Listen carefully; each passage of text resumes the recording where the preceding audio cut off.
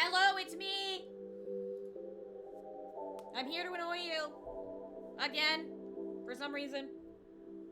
Fuck. Sorry, I haven't set up my trap properly. I'm already dying and I just started. Isn't that wonderful? It's been a while since I did a fucking just chatting stream. Fuck! Okay, I need to like set my shit up. I got too excited. Just kidding, I never get excited for you. I'm kidding. Oh my god. Don't ask me what I'm gonna do. I'll see how I feel. In other words, don't ask me questions. I get angry if you do.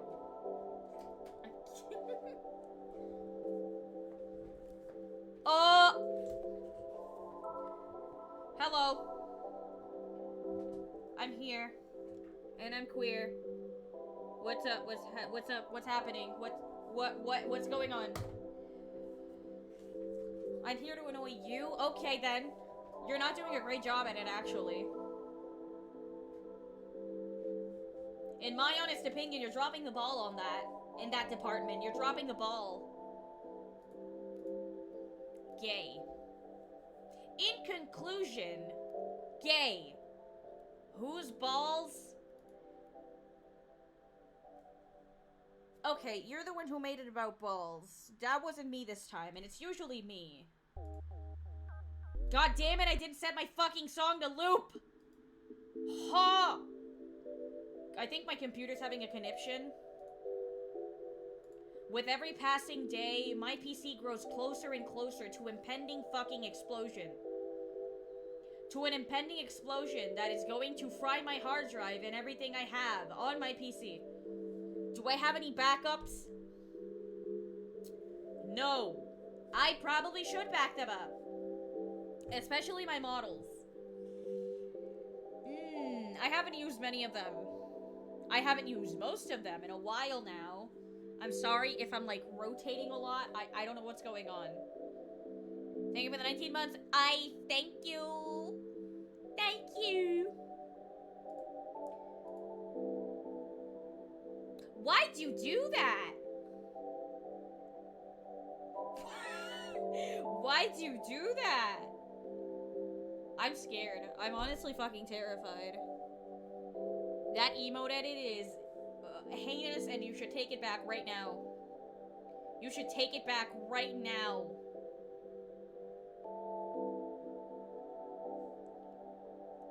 External hard drive fund.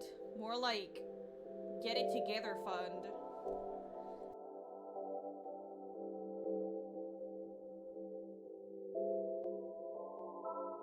Okay, sorry. I accidentally muted my mic. Oops! Oh no! I muted it. Hi, Mushroom. That reminds me, I should say hi to everyone here. Bah. Okay. Hello 4F, hi Ryzen, hi Chitin, hi Clay, hi Frenemy, hi Ice, hi hi Vesper, hi Luzus, hi Omega, hi Arma, hi Nocturne, hi Eric, hi Frenemy, Mothlover, hello, hi Mushroom, hi Riser. Don't lurk in my sink. That's not sanitary. I wouldn't recommend doing that.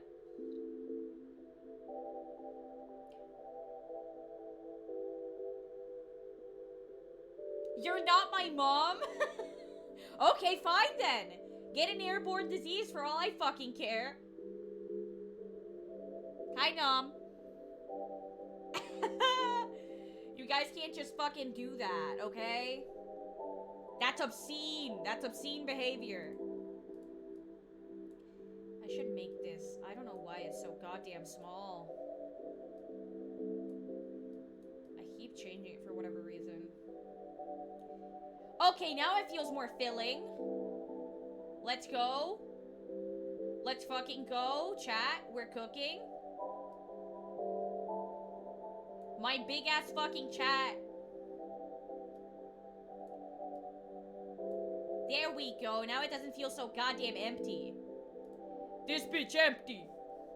Yeah, that's you. It you. Will lurk in the fridge.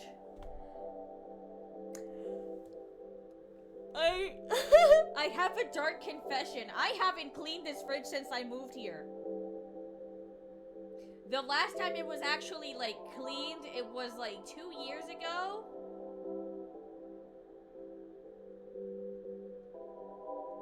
I blame Reagan. I blame Reagan, actually. I'm not gonna take any personal responsibility. I focus on more, pressing matters, like the toilet. Don't worry about it. Don't worry about it. Don't worry about it. Hi, howdy. I flame grilled freak. New species of mold? Maybe. If one is so adventurous. Hi, Rico. Actually, what do I call you? What do I call you? Is it Rico Chet? Rico Chet? Fuck. I'm sorry. Hi, Yuki. Hello. Hello. Welcome to my shit show. Also, hi, Reagan. We weren't talking shit about you, and by we, I mean me. I wasn't talking shit. Ha! Oh, me? I don't ever talk shit. He's probably not even listening at this point. Rico's good? Awesome. Alyx is growing a new parasite? Potentially. We was talking mad shit. Reagan knows chat doesn't say mean things to him or about him. You guys are so fucking nice to him, but not me. No. God forbid. God forbid. I get an ounce of fucking consideration from you people. There is no fucking way I'm sleeping with this braid. But I'm contemplating whether or not I should take it off.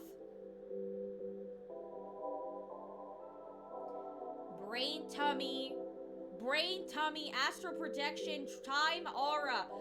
Listen. I guess the parasite we're breeding now is a moth. Cause that makes total fucking sense, doesn't it? Time parasite? What the fuck would a time parasite do? Like suck your time?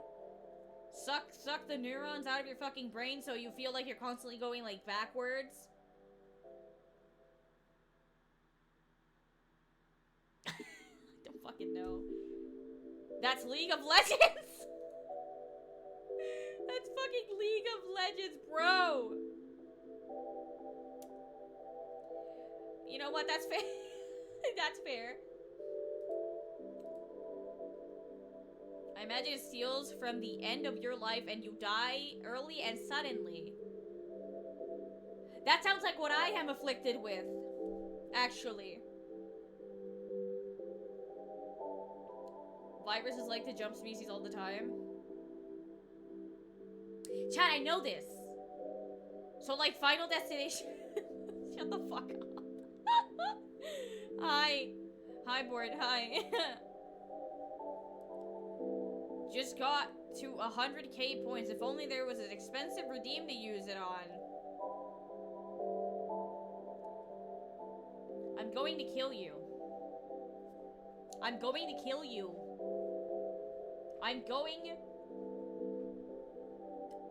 I'm gonna split you open like a fucking rotisserie chicken, and I'm gonna take all your insides out, and I'm gonna fucking feed them to my cats.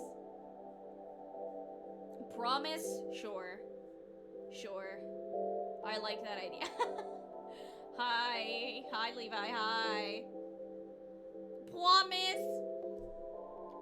Wait. You guys... Where is it? I didn't actually save it. Fuck. We're gonna do some finagling here. I'm gonna try something. I'm gonna do a little testerino. I got shat on by a bird and fell on my ass in the same day. I think Satan was born that day. That sounds fucking awful, dude. I'm so sorry. I'm sorry.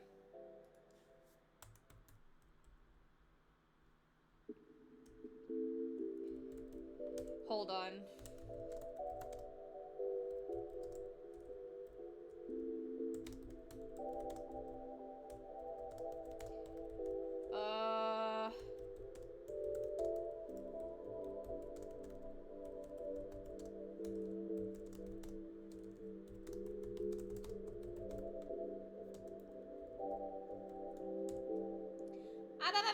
Okay.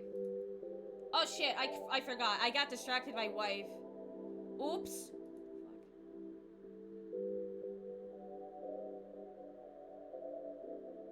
I got...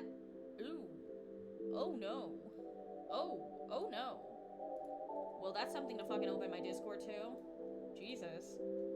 Oh, I smell another graduation coming. Oh no. Oh. No, it's not gonna be me. Never wanted to throttle a seagull more than that day. Well, it's not drama. I don't think... Okay, the only times I think graduation equals drama is when people start fucking speculating and making a whole fucking spectacle about it. But when it's like just a general announcement to be like, hey, I'm fucking, I'm out. I'm out. Fuck VTubing, goodbye. I think that's fine, but I don't like it when people fucking speculate and shit. It's like, bro. The reason that I don't really like... I'm really iffy about it on my server because people immediately start speculating and it's like, guys, Jesus fucking Christ. Oh my god. You get what I mean? Like, it could either be due to intercompany reasons, or it could be because of personal reasons. Usually when it's about the fucking company, that's when people fucking just start talking shit, mad shit. Mad fucking shit. Cause that's when, like, oh my god, I still remember when that whole thing went down with Niji Sanji. I fucking had to hear about it for, like, months on end. Okay, I get it. I get it. I fucking get it.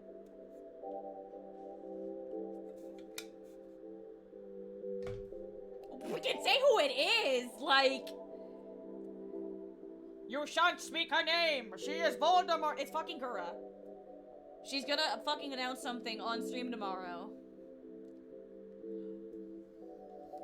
Not to be that guy, but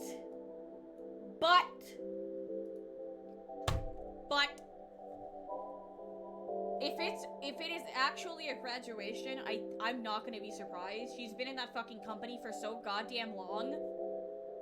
At that point, it's like, girl,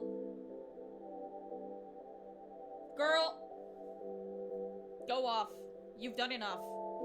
Christ. We getting some cool merch. I don't know. Every time, like, a YouTube video goes up and it's like a preview of something it's something that's scheduled, I'm like, someone's graduating, aren't they? Like, it happened with Fauna, it happened with Mume, it happened with so many fucking people. Like, it's sad. It's honestly sad. Granted, I don't really watch VTubers from HoloLive, but I can understand why some people would be upset about it. Who may hurt? I know, it fucking sucks, man.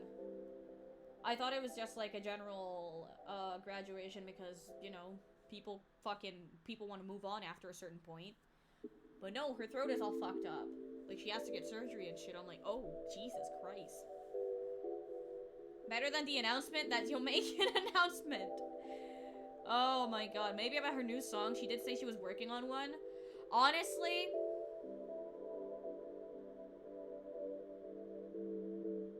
Honestly... I mean, you never know, chat. The other thing to keep in mind is that Gura has been barely streaming. Like... And I've noticed this myself, and I don't watch HoloLive. Like... Just saying, it's not outside of the realm of possibility for her to be graduating. For this to be like a graduation announcement. So don't be shocked if that's the case, because she's been streaming on and off and shit. Like, that's usually an indicative that, like, the talent is working a lot. Like, a lot. Possible burnout. That's also a big one. Like, I mean, I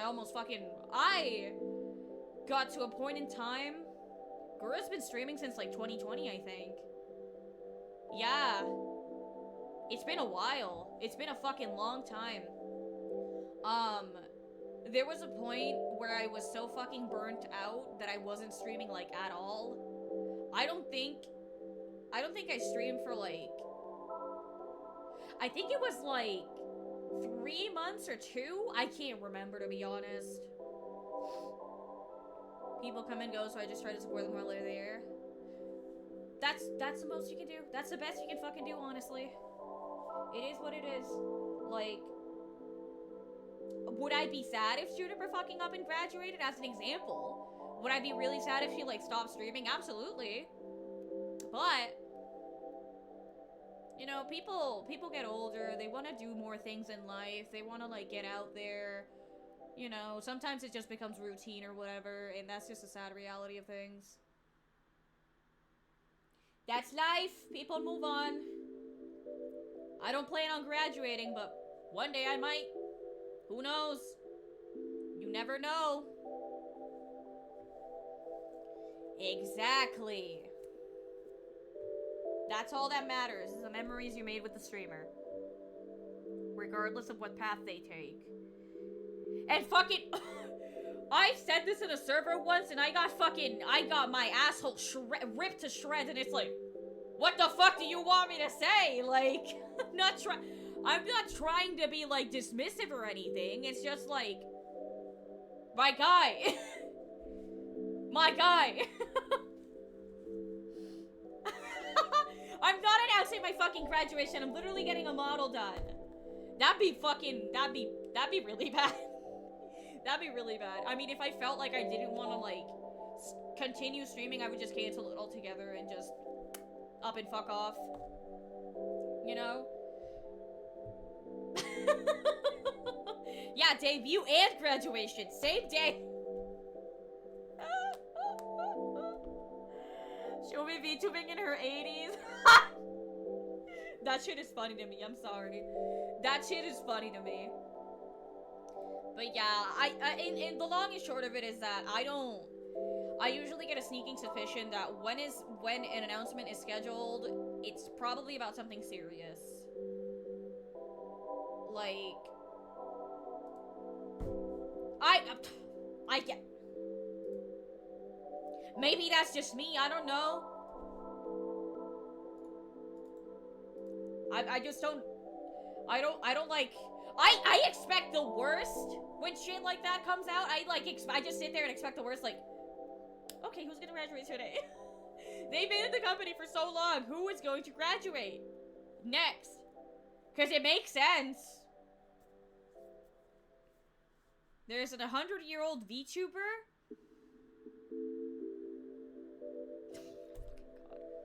Imagine being a fucking VTuber that's like 90 years old. That'd be kind of fucked up. Grandma, get off the PC!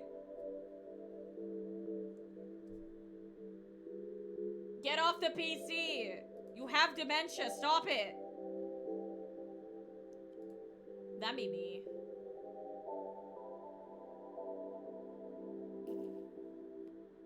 That shit is just fucking ominous. Chat is disabled for this live stream. Ew.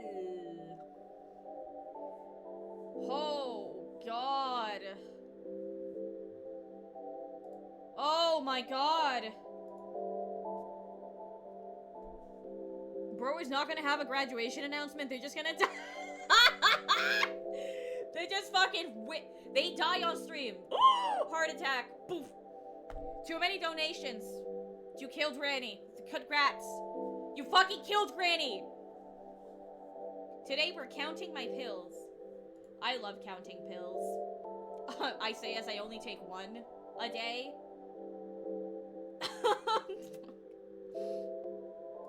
But yeah, I try to be realistic with this sort of shit. Like, even if it's someone that I really, really enjoy watching, it's better to look at it in a realistic way rather than to, like, get really fucking up in arms about it, because you're just gonna make yourself fucking feel bad. Like, does it feel shitty? Yes. Yeah. It is what it is, though. It is. It is what it is. And I know it's a touchy subject for some, but... just saying. They die, but they defeated all bosses in Dark Souls. I'd die of a fucking heart attack if I had to be subjected to that shit. I'm not gonna lie. Model tilting forward is an insane way to find out death on livestream. Oh my god, we are not going to heaven. We are not going to heaven, chat. We're not doing it. No. Gonna need a VTuber retirement home in the future. Purgatory at best. Oh my god. Wait. Did I save? Did I save it? Did I? Yeah. I'm gonna fucking... Here. This is what you're gonna be dealing with. This is what you're gonna be dealing with. I don't know if this is gonna, like, get me fucking banned, but what better time to fucking test it out than to have it right here? Right here!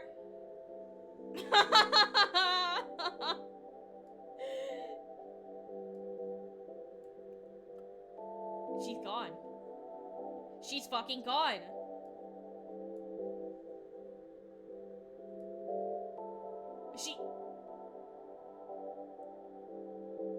Where'd she go? Huh? Can I not put her behind me?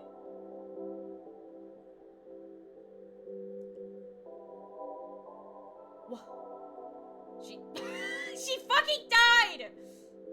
What is this? Oh, oops. I need to fucking name my shit better.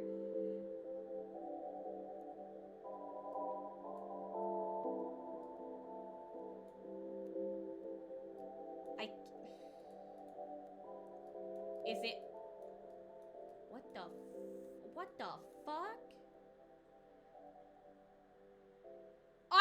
Do not talk to me about the fucking tits being too far apart. Do not talk to me about it. So many fucking people aren't used to tits doing that. What do you think? What do you think? Even fucking big boobs are like fucking split. They are split like the ocean when Moses parted it in half. Chat, what do you think? What do you think happens after you take that fucking push-up bra that has your fucking tits compressed into a zip file and into one fucking uni boob? One uni boob. What do you think happens? They fucking flop out and they're like, one is facing China and the other one is facing fucking Paris. What do you think? Stop screaming at the mention of anything that's fucking even remotely sexual, Mushroom. It's not funny. It stopped being funny. I will not stop. This is not a safe space. If you yell one more time, I'm gonna rip your fucking tongue out. So help me God. Then thanks be thangin'. Exactly. Exactly. It's not even that much of a, like, separation. There isn't really that big of a difference between this model and... that's not even the actual model. I I have a preference on my models that represent me. I know I'm going on a tangent, but I'm dead ass fucking sick of people being like, ah, the tits are too far apart. Do you want me to fucking take my top off and stream you my fucking titties so you see why I do it? Do you see the fucking gap I have in between my fucking titties? They're supposed to be accurate to me. I have a big fucking ass. I have big fucking thighs. My tits, they're far apart as shit. They're fucking far apart. Really far apart. So, I don't want a uni boob. The long and short of it is, I don't want a uni boob. So my tits are spread apart. And so will my model. Models, plural. It also helps them look evenly distributed. And it helps them make them look like a lot smaller. Because the closer they are, I've noticed this in art, the closer they are, the bigger they look. Because there isn't that wide fucking divide. I feel like some empty space helps convey, okay, she's kind of flat, but she has some tits. You know what I'm saying? I'm gonna get a third fucking tit and I'm gonna put it right in between. Right in between my pre-existing tit. My tits. I'm gonna be like a fucking alien. You've seen those aliens with the fucking 3 titties? I'm gonna get a 3 titties. That'd be one hell of a fucking model idea. And howdy, I'm not taking it out on you. I am not taking it out on you. It's just like, it's something where I'm like, okay, I'm trying here. I'm trying. I'm fucking trying, bro. I'm trying. I'm sorry I can't have a uni boob. I'm not mad. For the record, I'm not mad. It does like, the first response that I got when I showed this fucking art in Juniper server was someone being like, oh, her tits are too far apart.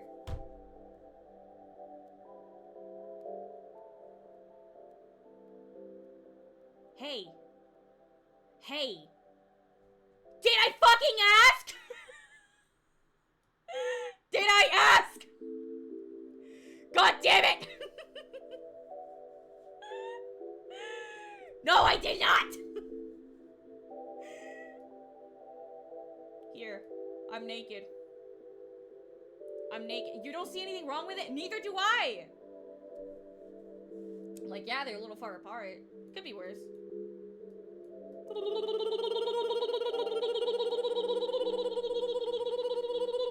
That'll be in your fucking ear soon. Twink Alyx allegations? I don't even know what those... Huh? Twink Alyx allegations? What do you mean? What do you mean?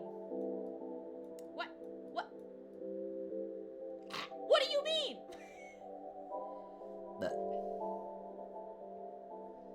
Twink Alyx is real. You know what? That'd be an interesting drawing, in my honest opinion. The width of the cleavage is to distract from the shortness of the height. She's not that short. She's not that short. Well, she doesn't look fucking ginormous. I guess I can put her side by side. Hold on. Wait. I can get my PNGs and compare. We're gonna compare and contrast. Hold on. Compare and contrast, chat. Watch this single fucking PNG get me banned right here, live. You're showing too much! Put those fucking hips away, bitch! I like how the butt fangs literally just fucking become one with the hair. The more you zoom out.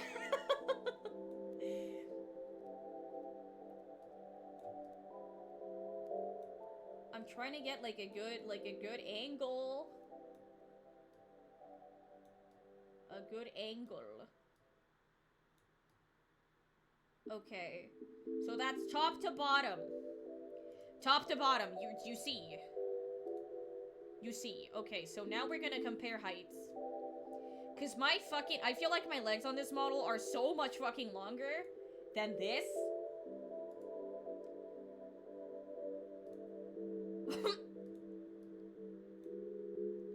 Hello? Whoa! Jesus Christ. That's a big fucking PNG. God damn. I can't see the end of it. That bitch is big. Okay. Why is she staring at me like that? Because. Now we're gonna compress this into, like, a normal size.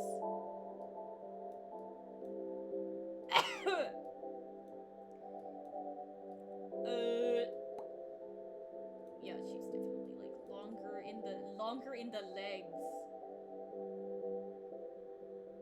Maybe maybe I was wrong, actually. Hold on. Oh, no. Fuck. Well.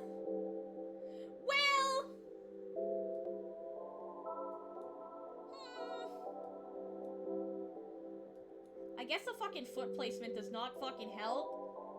It doesn't help. Okay, now she just looks fucking taller. Actually.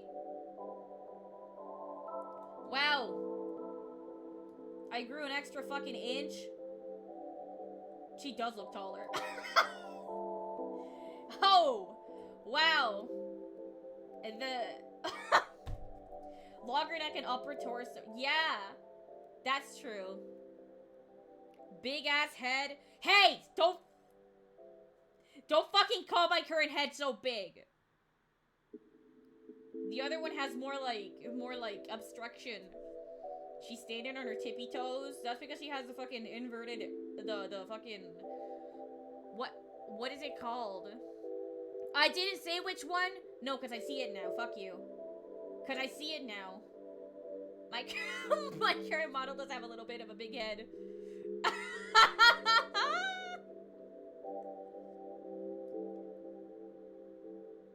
From tippy toes. I definitely grew a couple inches. Inverted Charlie Chaplin feet? What? What does that mean? So would she be taller? I don't know. It really depends on perspective. The model isn't being worked on right now, so I don't know. I mean, it is. But I haven't seen it yet. All I have is this. I'm not counting the wing height, because the wings are fucking huge. So just adding that alone makes her so much taller. Makes her look, sorry. Sorry. Okay.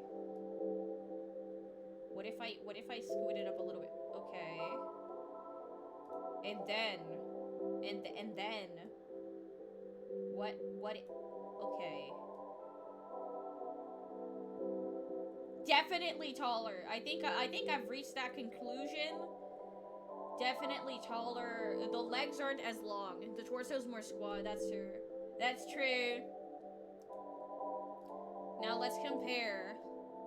Let's compare old Alyx, which was technically supposed to be a different character, but I said fuck it at the very last minute. I was like, you know what? I'm not. No. That's too good. That's too good. I'm gonna use it, actually. What? What? Oh, this bitch is tall. Perspective matters. Perspective matters. What?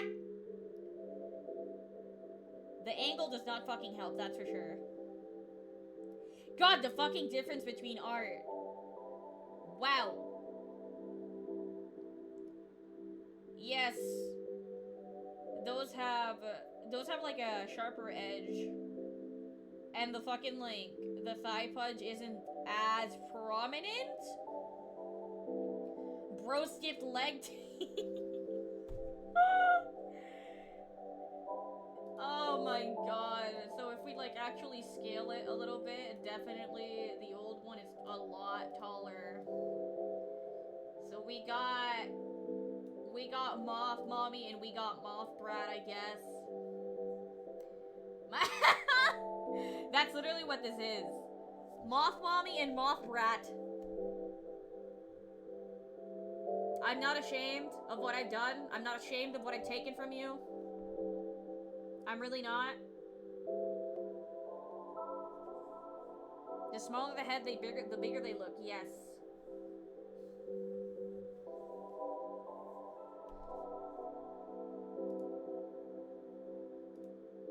Bro, that's true. Why do you think I didn't actually go with, like, the big, tall fucking model that was supposed to look imposing? I want something that's a little bit more accurate. And if that means becoming a fucking forest dweller, that'll bite your kneecaps at any given second. You know what? It is what it is. It is what it is. I like this, though. This is a good, like, scale comparison. Even the titties got nerfed. The titties got nerfed! Get your face away from their feet.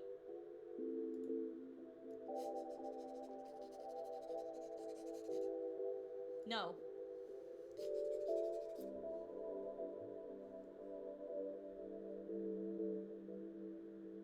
They smell like my own feet.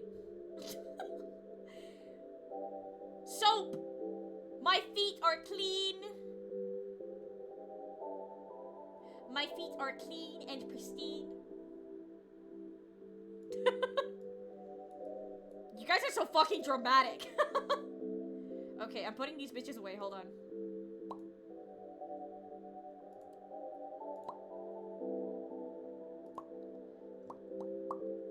Put feet here.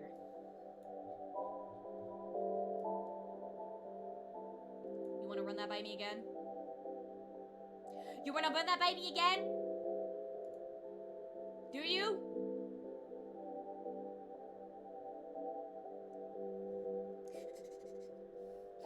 There's a bug on me screen. Ha, yar. Hold on. I need to fucking...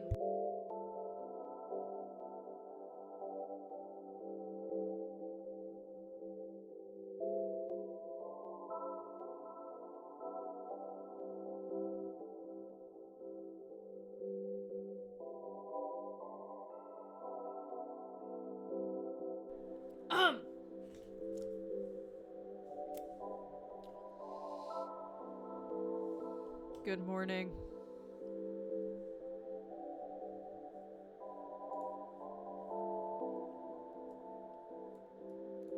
You know, wet your pathetic eyes. Are my eyes not wet enough for you? They look pretty fucking moist. I have big fucking doe eyes in this model. I look too innocent. We need to fix that. I look too innocent.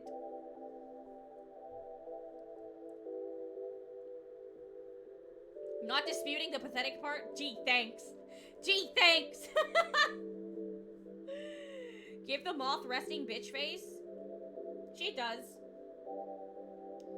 In the model sketch, she does have it. Especially the, like, the one that I just showed you. She does have resting bitch face. I can't live without it.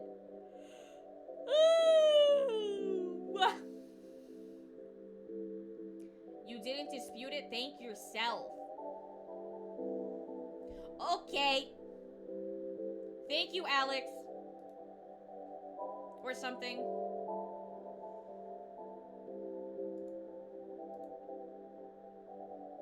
A cool toggle would be Marshy stuck in a bug net hanging over your shoulder. That'd be really cute. I'm very much debating what toggles I want for this new model. I don't want to have this many again, ever. Cause I'm gonna be honest, I didn't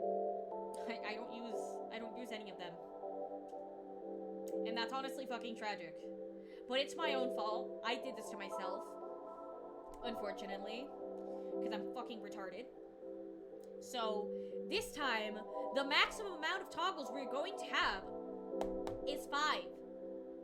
I'm gonna limit myself to either 5 or 6, and they only have to be absolutely fucking essential. I don't know if I'm gonna bring back the, like, the extra eyes again. I'm on the fence about that. I don't know. I don't like the pupil right now. I don't like the, like, whole setup. The whole setup right now. I do not enjoy it anymore, because I was the one who designed it myself.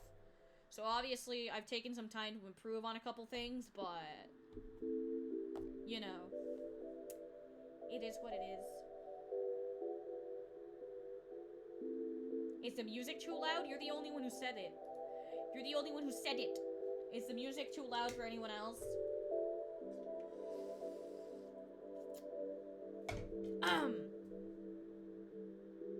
A little. You guys wait until, like, fucking 48 minutes to tell me that the music is too fucking loud. Oh my god. I just put it down a little bit. Don't get mad at me, I'm scared of you. Damn. Damn. It's like 10% too loud. Don't fucking tell me to chill, chat. I am fucking chill.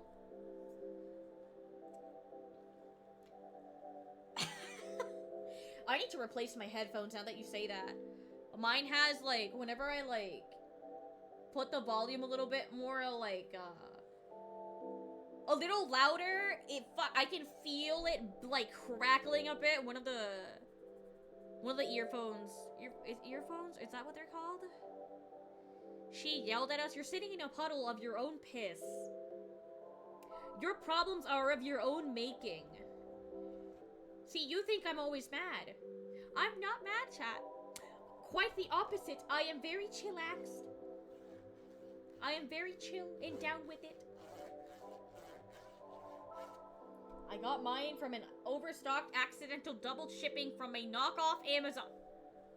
Why would you do that?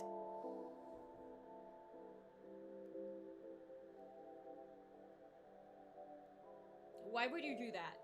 Buy some fucking skull candies. It was cheap. Get better headphones. Get better fucking headphones, I swear to God.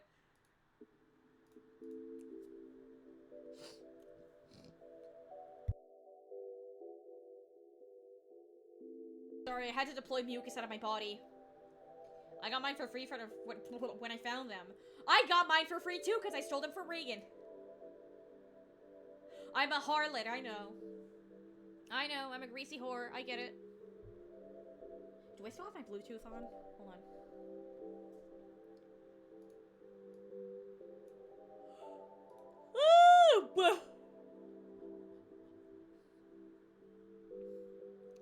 Get some G435s, they're like 50 bucks.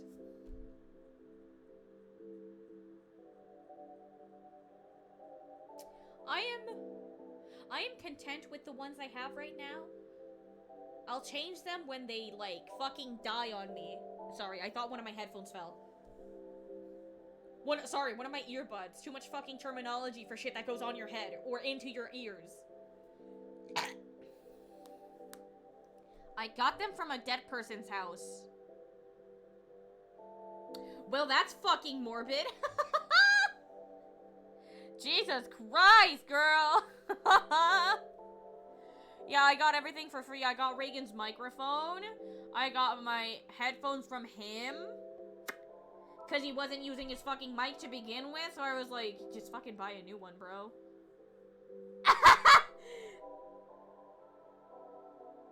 I'm kind of a spoiled brat.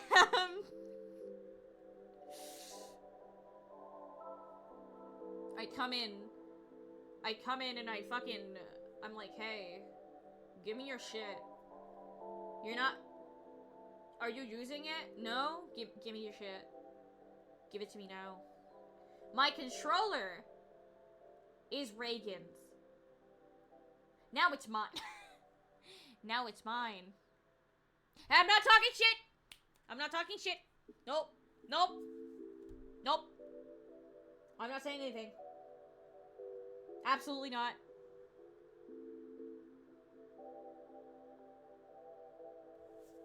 I'm not saying anything. I promise. I promise.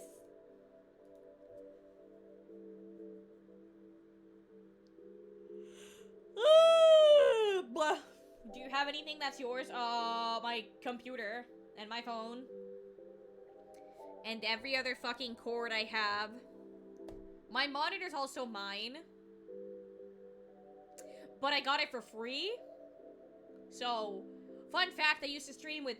I used to stream without a monitor. So I used my phone to look at chat. Very fucking tragic. I don't know why or how I went so long, like, living like that. I don't know. Honestly, a tragedy. A Greek tragedy. But yeah, I bought my own desk. I bought my fucking... What's it called? I bought my chair. I got everything on a discount. Because I specifically waited for like a Black Friday sale or whatever. So my desk wasn't a whole lot of fucking money. Without a monitor, you couldn't see the game. I could see the game through my fucking PC screen. I could see it right through my PC screen. I would usually put my phone right on my PC, like on the corner. So the corner would have my chat. Very efficient, I know. But that's how I used to do it. No second monitor or anything. I got a second monitor like 3 months into streaming, maybe? It's been so fucking long. I might be lying. I was taking care of a dying family friend, and once she kicked the bucket, my family went in to take all the stuff no one would be using anymore, with her partial consent, as their actual relatives were awful, so the cutlery and electronics were better off with us, according to us. Ah, I see. Ignore what just happened. Gotcha. Yeah, that makes sense. That makes sense. I got you. Oh, fuck.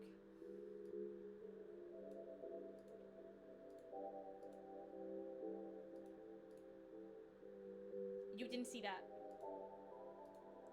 I like the partial consent part. Yeah, very partial. Only half. Half a quarter of consent.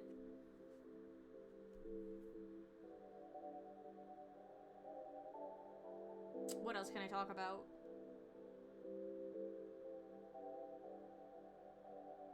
You guys want to know about my ridiculous fucking home life down in Puerto Rico? Do you guys want to know? I once had a fucking herpes monkey in my backyard. I wish I was kidding. I had a herpes monkey in my backyard. And my grandmother was so scared that the monkey would attack her. It's a small breed of monkeys that are invasive. They got released in Puerto Rico. They've been there for a fucking while now. Is that a metaphor? No, it was an actual fucking monkey in my backyard. The dogs were barking at them constantly. We got a monkey. Not one, not two. One monkey. What was the name? I can't remember. All I know is that they were like cream colored and they had like a white belly. Yeah, actual herpes monkeys. Yeah. Actual herpes monkeys. So that was a whole fucking event because that monkey was there for like, say, a month. Just hanging out in our backyard. Throwing fucking mangoes. I shit you not. Throwing mangoes at our dogs. In the backyard. Would grab a mango and fucking fling it. I wish I was fucking making this shit up. It sounds outlandish as shit, but no. That thing would throw shit. At the dog specifically. To be fair to the monkey, the dogs were pretty fucking aggressive. When they would see it running around all the fucking trees, because we had a bunch of trees in the backyard. It's like an open space. There was a fence, like a chain fence, and on the other side there were cows, because where I live specifically, there was a farm right behind my house, a little ways away, but the owner would specifically leave the cows behind our backyard, and so many fucking cows. I grew up around a lot of fucking cows. I love cows. However,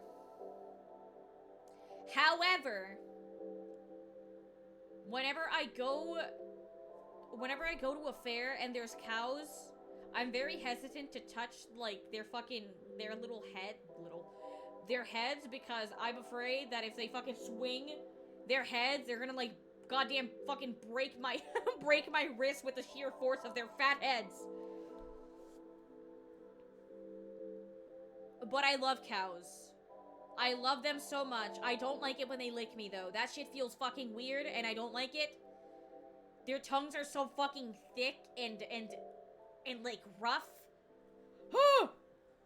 I cannot fucking stand going to any exhibit that has any farm animals, and they just start fucking licking and biting. I don't like it. The biting is because I don't want my fucking fingers to be broken. Why are you posting that emote? Why are you posting that fucking emote? God. Hello. Okay. But I've petted goats before. I've petted sheep. Yeah, I was literally just in the middle of saying that.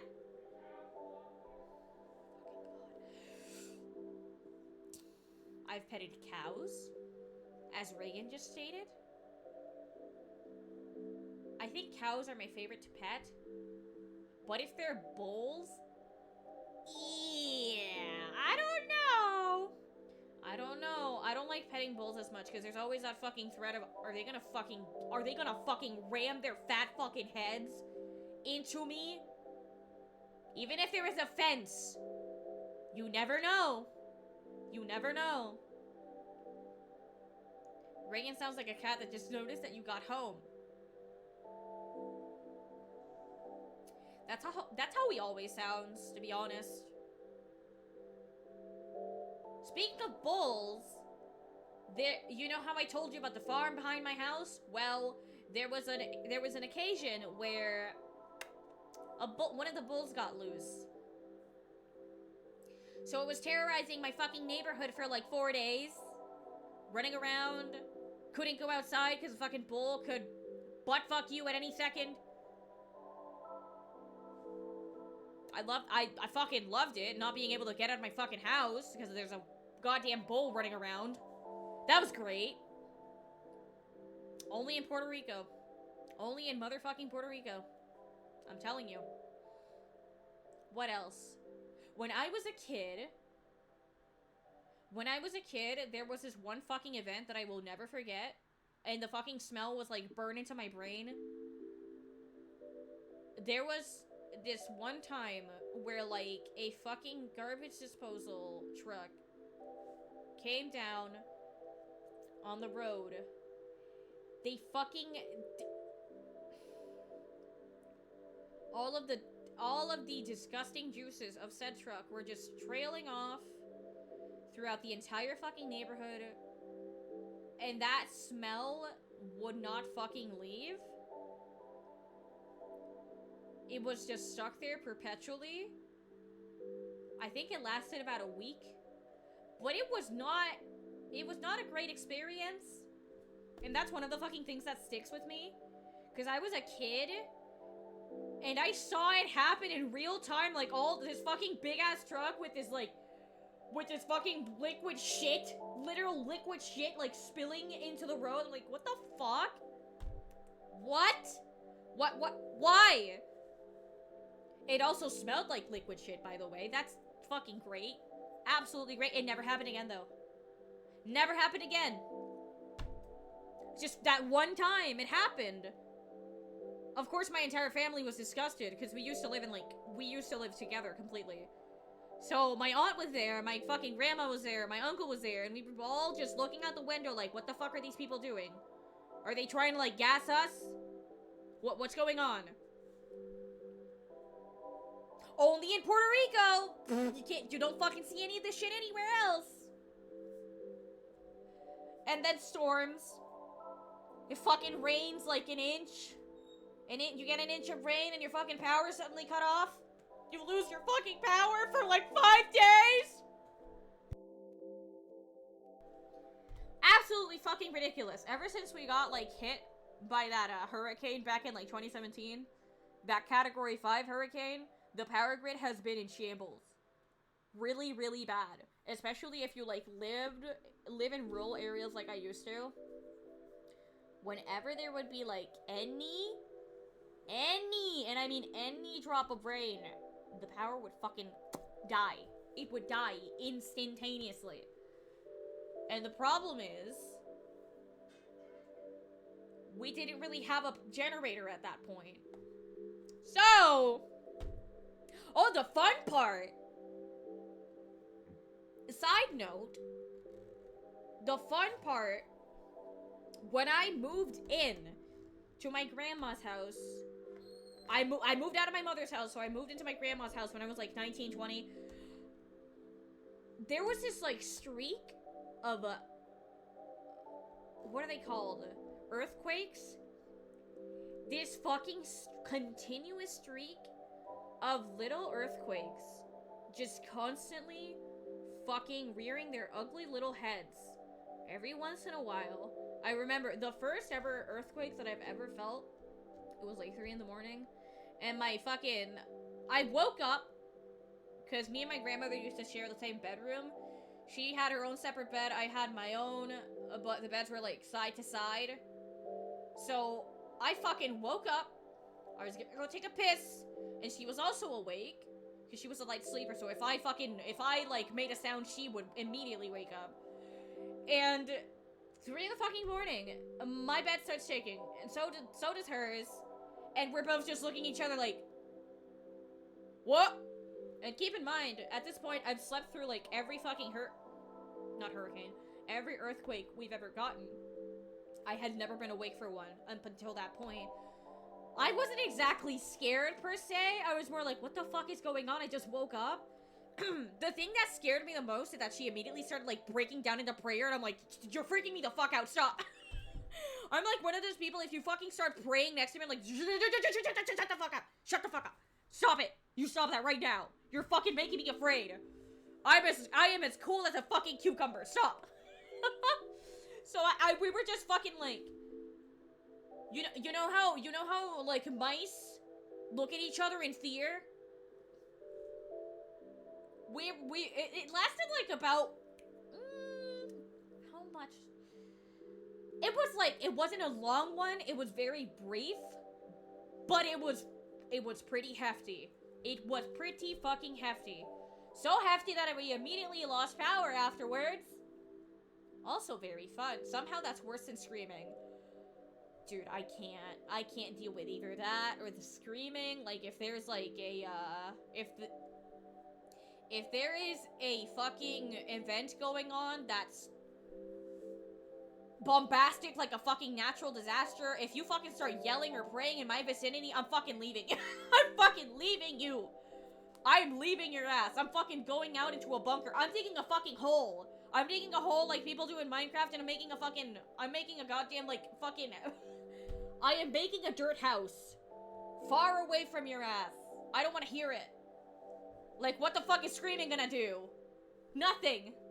Why are you yelling? I never understood that. Like, I get it if you're, like, scared in the moment. But if you're just fucking screaming for no reason, it's like, you good? You good? What else has happened? In my lifetime. By the way, this is why I moved out. Right, the hurricane that hit us back in 2017.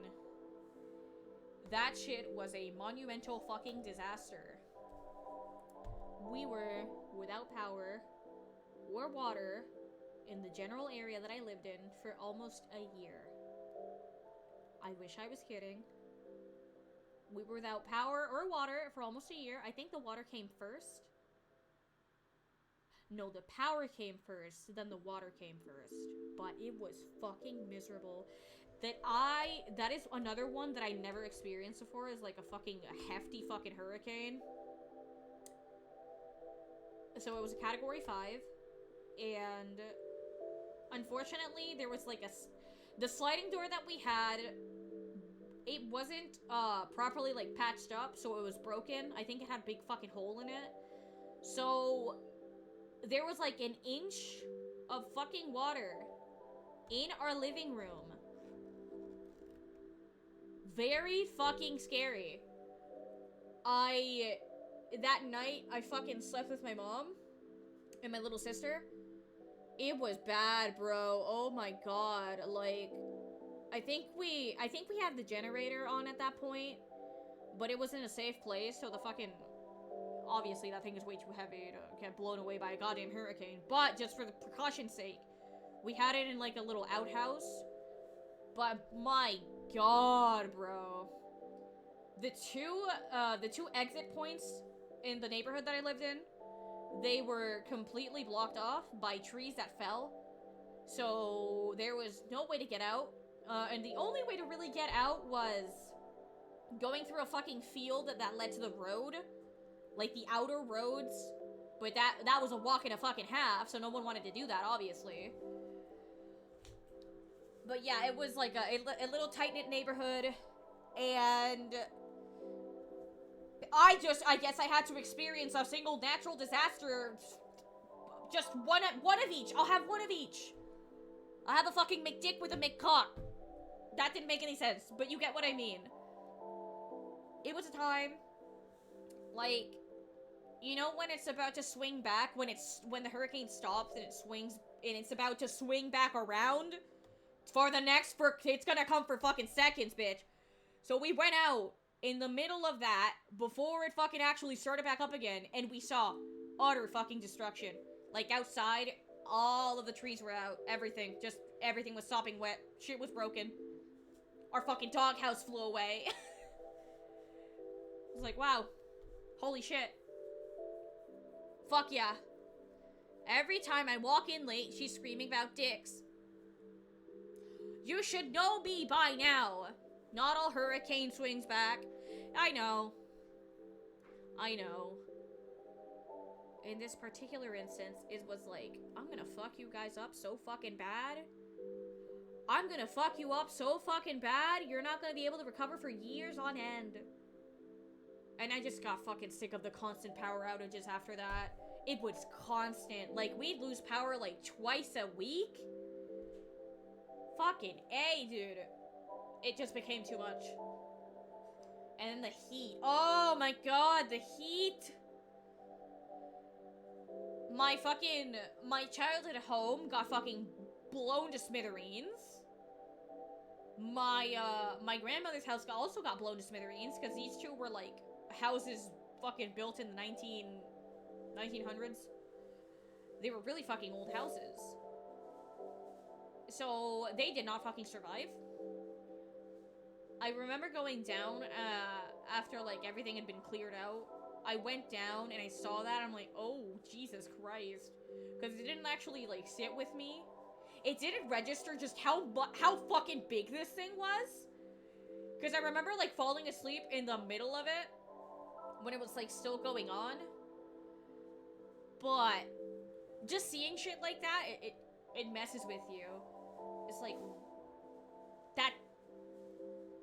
that's a big bitch. That did a lot of damage. A lot of property damage, too. They took the fucking hound home. They took the hound home. They took everything. I think the scariest fucking thing to happen if you're ever out in the middle of a fucking hurricane is to have, you know those like silver panels? They're fucking flying all over the place. You're gonna get your fucking head cut off. And then the worst part was, I keep saying then the worst part was, as if it wasn't like a completely fucking disastrous event. Some of the houses that were like right in front of the beaches, gone. Fucking gone. Everything. The ocean looked like shit. It looked so fucking dirty. I had never seen it so absolutely fucking awful.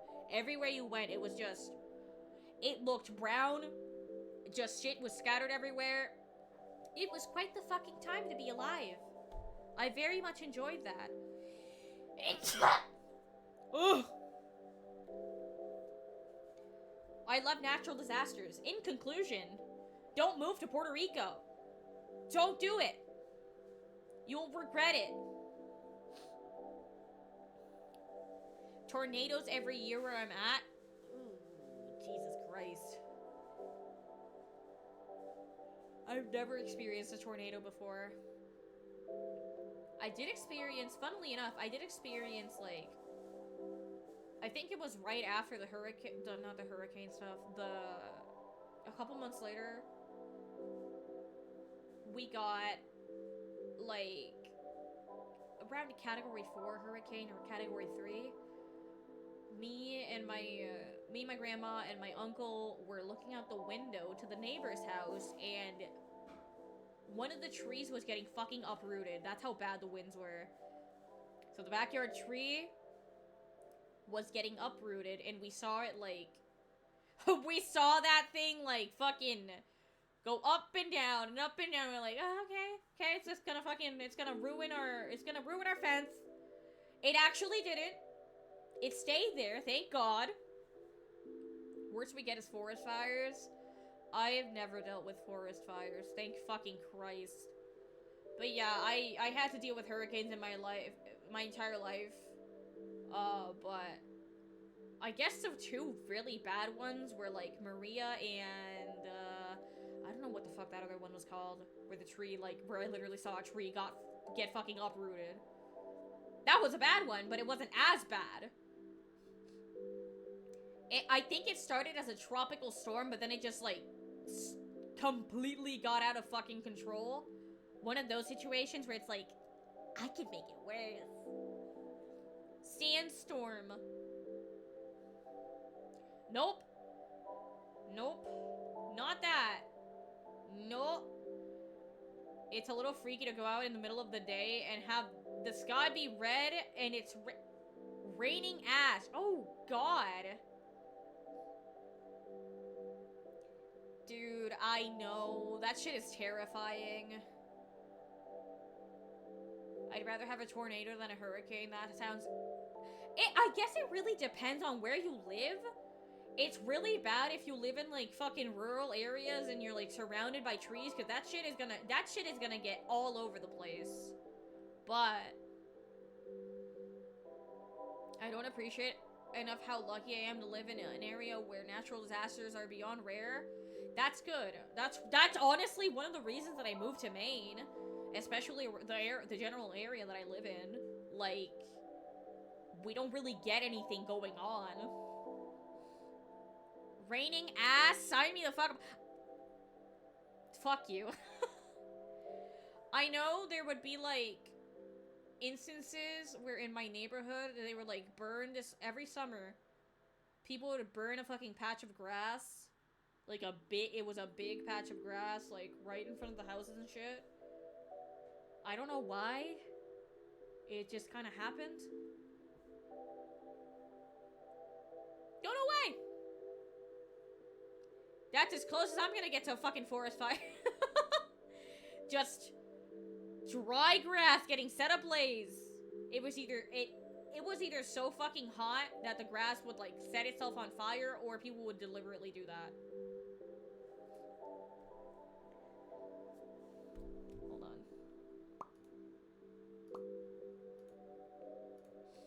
Worst that happens here is that summer heat will take a few people with it. But that's mainly in rural areas where older homes don't have an AC installed. Yeah, that's happened in Puerto Rico too. Like, they get such an insane... They get a really, really bad heat stroke and they just fucking croak.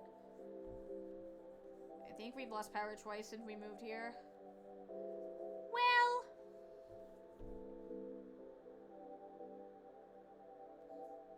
maybe.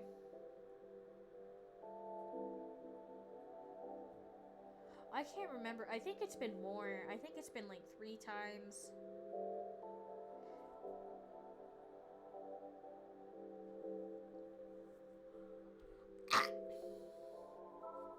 When I taste twice, I mean for any actual length of time, and not just for 1 or 2 hours. Fucking timing be damned. Losing power, you lose power. What?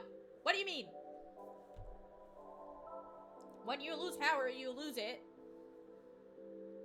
Reagan? Guys, I think he's having a stroke.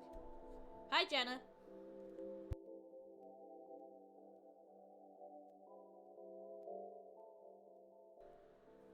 Anytime I lose power, I count it. That's just me. Regardless of the length of time. Because I guess it's just... it's the act of losing power. Yeah, I know. Shut up, old man. I'm surprised he hasn't fucking yelled at me. I stretch.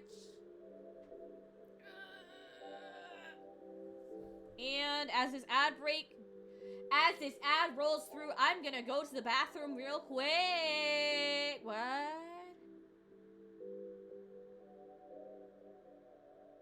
Did you tell chat how you threw our poor boy cat at my balls last night and bruised them? No. No, actually. I miscalculated, okay? I miscalculated. I was gonna, like, gently toss the cat into his crotchal region without the balls being involved, and then the fucking cat... He's fat, okay? I feel bad for the cat. You don't feel bad for Reagan's balls? It was a little hop and a skip. I was sitting right next to Reagan. I had Mochi, my fat fucking cat. Why would the cat get injured? It was not like I fucking grabbed him and fucking threw him, like, at Mach 5 speed. What? I was sitting next to Reagan and the cat was, like, on my lap. But I was gonna get up, so I grabbed the cat. I was gonna give it to Reagan. But he was so fucking rotund that I kind of, like, I lifted him up, and I didn't throw him intentionally. I kind of slipped, and he landed on Reagan's balls. Animal abuse and assault. You guys are so fucking dramatic. Oh my god. Jesus Christ. Yep, that's a tale of... Poor Mochi. I was more concerned with the state of your fucking balls. Like... Tell the cat you're sorry. He was sitting right next to me. Like nothing happened. Mochi was traumatized. Oh my god, you guys are so fucking dramatic. Maybe Reagan should wear pants. He was wearing pants. He just wasn't wearing ball protection. I am the ball mangler. Alright, okay, I'm actually gonna go. Bicho. Oh my god. Hello. We gotta wear the jock strap in his house now? Hi, Greek. Guess who's free? You! Ow! I scraped my arm. Ow! I am so prone to injuring myself. Don't actually gotta leave for once. Nice. Fuck yeah! Hell yeah! That's what I like to hear. I might play something. in a little bit here because I'm starting to run out of things to say. I guess I'm not getting my degree in yappanomics. Sorry. I forget half of the shit that happens to me throughout the day. What are you gonna play? Your mom. Kidding. I don't know yet. We'll figure it out. Explain the current state of WWE. No, the problem is none of my fucking viewers watch WWE. Like... who the fuck am I gonna talk to about this? The wind? The brick wall in front of me? No! Then teach us? Do you guys want to purchase Netflix? Well, if you already have Netflix, how about you fucking watch Monday Night Raw? Just watch it, give it a watch. See big burly men and hot fucking women beat each other up. No, you're fucking lost. Listen, if Rhea Ripley's massive fucking titties can't get through to you, I don't know what will. Super Eye Patch, dude, I fucking love Super Eye Patch Wolf. Alyx, these people are lonely, sad, and have nothing to live for. Your voice is all they have. What? Whoa! That's a bit parasocial. I'm kidding. Listen, if I can provide you with an hour of entertainment, or 2 or 3 hours, that's good enough for me. All 30 of us. Don't mention my fucking viewer account. I'll fucking kill you. I'll fucking kill you. I'm gonna do a fucking flip. God damn it, it's hidden for a reason. There's 40 of us up my ass. 40 of us. 40 of you. Collectively are living inside of my scrotum. I'm gonna carry you like a brood mother until the end of time. My scrot sack will be so full. I don't know what the fuck I'm talking about. I don't know. I don't know. Chatters come from my scrot. I pop out marshies. My rotund balls. My balls produce my mascot. Sure.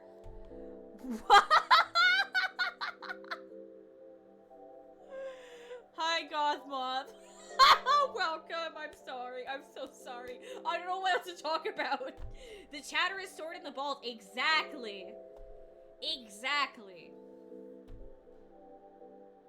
The ass can only hold 2 or 3 back. Hey, don't fucking nerd emoji me, okay?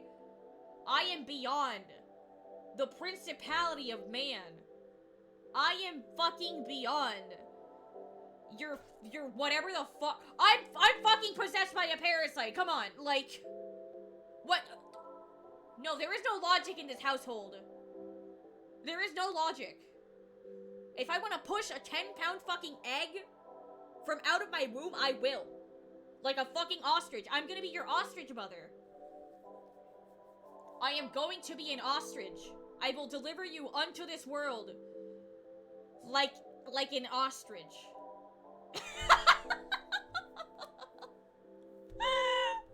I'm gonna get a fucking ostrich model. Or an emu. No, I think, you know what would actually fucking be really accurate?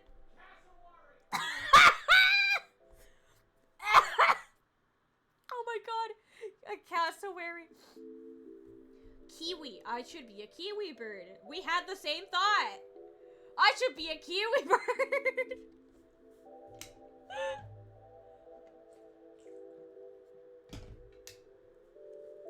10?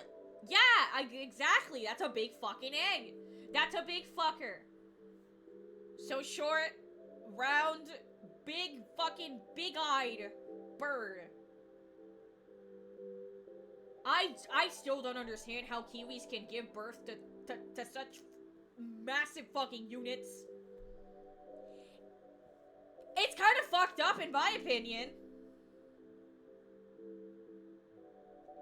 Don't you just like lay in bed in the middle of the night and think to yourself, wow, how is their asshole that big? How is their cloaca that big? How must it feel? How? How did it feel to push a 10-pound fucking egg from inside of you? Because it's not human-shaped. It's a fucking sphere. So it's not the same as giving birth to an actual child. You know? What the fuck did you just send me? What is this? Wombats defend the... Wombats! Oh my god, I remember what you told me about wombats the other day. Oh, they're so cute! Bobir kurba. Share it with chat. I have a better idea on what to do with chat. I have a better idea. Wait, what do you say? Hold on.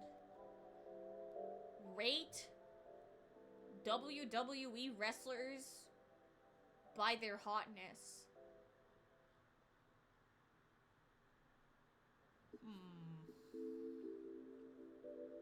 Rhea Ripley is gonna be on top. I don't give a fuck about what anyone says. She is on top. However, wombats poop cute. I can't believe I'm looking up fucking wombat.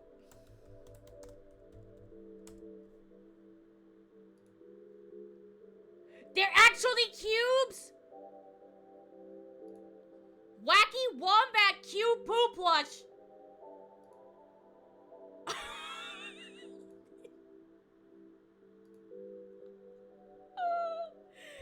Insane! I love wombats.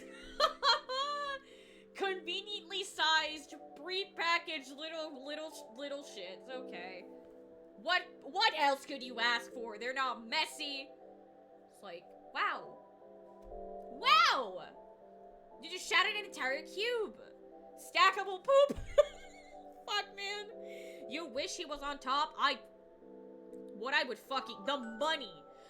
The money I would fucking donate. The money I would give for her to curb stomp my ass on live television. I would fucking do it. I would do it! Throws a single penny at the stream, LOL Lamau. I want you to take that bit. Listen closely. I want you to take that bit. And I want you to shove it up the crevice of your ass. Put it in there. Let it simmer. Maybe, hear me out, maybe it'll manifest into a bunch of other bits. Then you can become a bit miner. So every time you shit, it's a bit. And another bit. So you can think about it. You can make an entire business out of shitting bits. Twitch bits. Doesn't that sound appealing to you? Tell me it doesn't sound appealing! One joke streamer, listen, I have an infatuation with assholes. You guys know this by now. It's the pee-pee poo-poo joke of my stream. I'm sorry, it's just way too fucking easy. I'm sorry. They're cubes so they don't roll around to mark their territory. I see. It's 2 whole bits for the sake of that awful bit you just perpetuated. Keep them coming. I'm still gonna make fun of you. Alright? Go on. More bits. Waiter! I demand more bits! Infatuation, no obsession. I'm fine. I'm fine, okay? I swear to God, I'm fine. And I'm also sober. I'm sober. I'm gonna subject you to something. Bits have to be reciprocal. Don't you know that that's how economies work these days? Well. Okay. I'm gonna show you a video. I'm gonna show you a video. This is the incorrect fucking thing. Hold on. I need to open Opera. She's not laughing her ass off. She is sober. I am sober. I know I've become stoner bug, but I am more than capable of being completely sober, believe it or not. Make the poor powerful Ariel AI! Shut the fuck up, Opera. I don't care, man. I don't care. Okay. I'm gonna take you on a fucking journey of implosion. I don't want to set Opera as my default browser. Thank you very fucking much.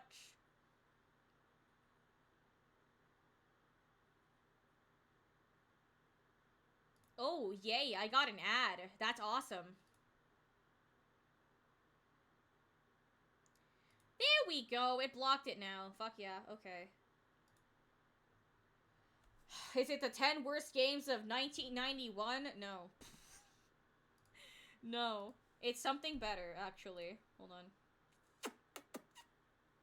Can you see that? Yeah, you can. Hold on.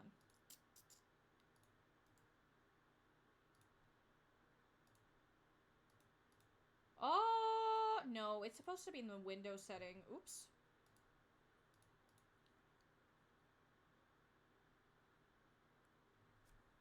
If I dox myself, I dox myself. Hold on. I need to remind myself how this fucking works. Because I don't do it often. Window capture. Where is it? There we go. So be it! I've technically already doxed myself, like... Oh, that's why it wasn't working. I'm fucking stupid. I just figured something out. I'm... Wow. Absolutely pants on head retarded, I'm telling you. Hold on. Color picker. Color picker. Okay, I'm gonna turn this off. Turn off the sound effect. The sound effects? Am I high? Wait. Off. Alright, I took away all the fancy shit so you can now writhe in fucking agony with me. Alright. Are you ready? Are you fucking ready? I've never heard pants on head before. It's a common phrase. It's pretty common, actually. I'm gonna subject you to this absolute waterboarding session. Because I have nothing better to do with my time, so I guess it's what we're gonna do. Let me know if the audio's actually working.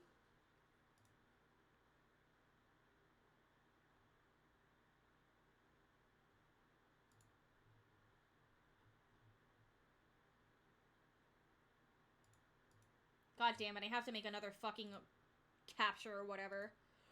Oh! I fucking hate you, OBS.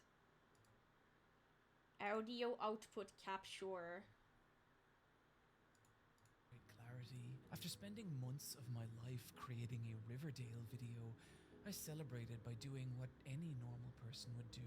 I watched the new episode of Riverdale, and what I saw horrified me. The characters of Riverdale He is extremely fucking soft-spoken. Like, I'm having trouble fucking hearing him. But as long as you can hear, that's fine. Okay. engaging in a fist fight with a swarm of mechanical ant people. No, this couldn't be happening for weeks. I had labored over a video designed to both ridicule and celebrate the insanity of Riverdale. But now, this single scene invalidated everything I had done, making my video obsolete. By the way, he released a video like 3 fucking years ago talking about Riverdale. So when he released a new one about the new seasons, Everything imploded. Everything in the show imploded. I'm going to subject you to the history of Riverdale. TV show downfall ASMR. Babe born unto this world, only to immediately wither and die. This filled me with a gnawing inadequacy that only grew more corrosive in the months that followed, as each new episode, each new revelation only deepened the pit of failure welling inside me. I thought I understood what Riverdale was, but now I was forced to reconcile that I knew nothing. At times, it nearly felt like the show was laughing at me, mocking my attempts to understand it, and I tried to fight back. I tried to mask my insecurity through inept social media posts. It did nothing. You could. I would share this fucking video about Roman Reigns. However, it's 2 hours. My ass is leaving at the 2-hour mark. Still watch that original video, but it's meaningless now. A crumbling husk of obsolescence. This video is my penance. A document mapping. What is Riverdale? You are about to learn with me. We are about to embark on a fucking journey of the writers for this show were on crack cocaine. I swear to God.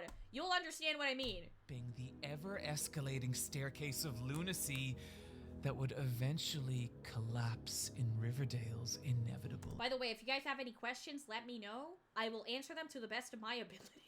implosion, and in doing so, asking, what is this show, and what about it keeps dragging? This dude is a drama queen? Oh no. No, he is not a drama queen.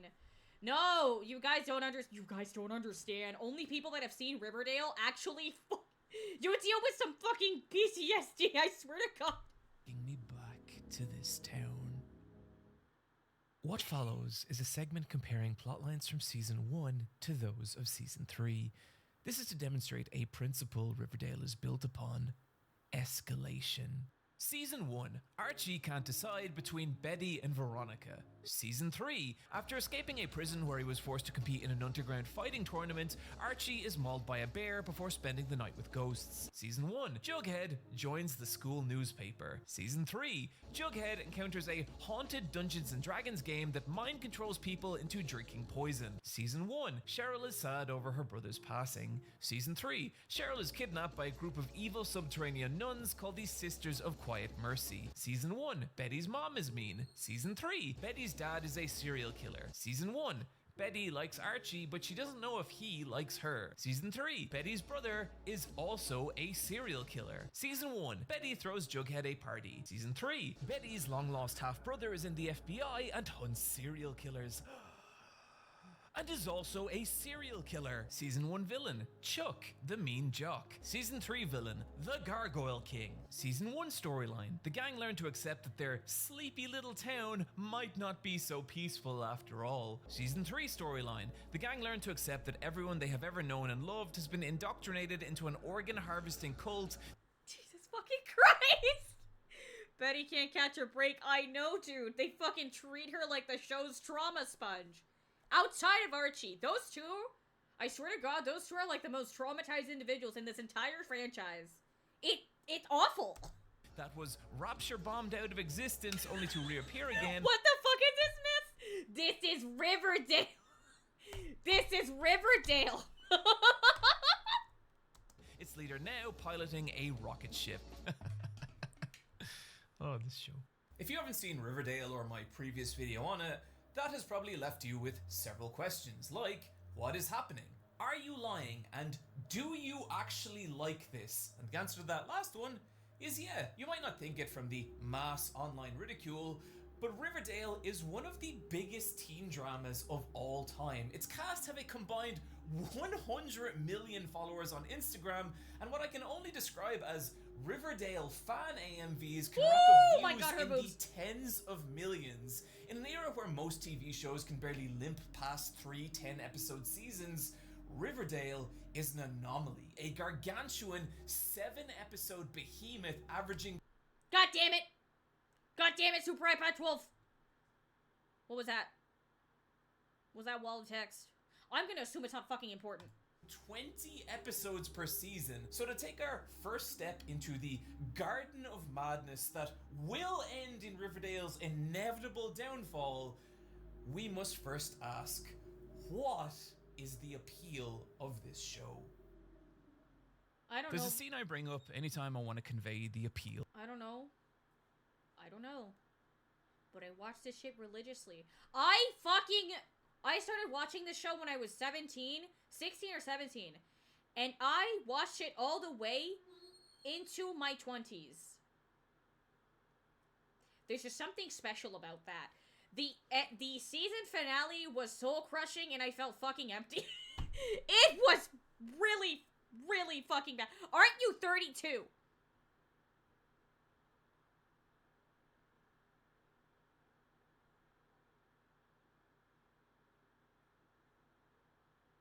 I'm gonna jump off my fucking window. I'm going to jump out of my fucking window. Never call me 32 ever again. Have you seen my Twitter post? Do I look 30 fucking 2? Do I look 32? No, I do not. I do not.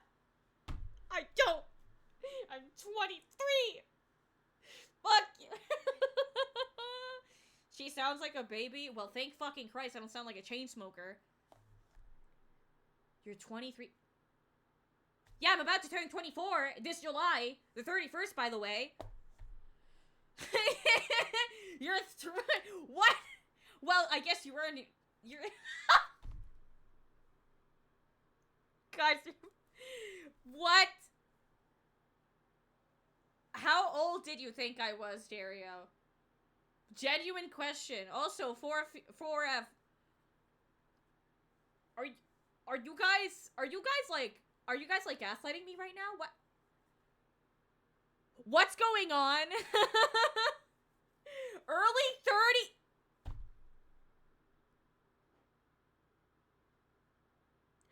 Do I act that mature?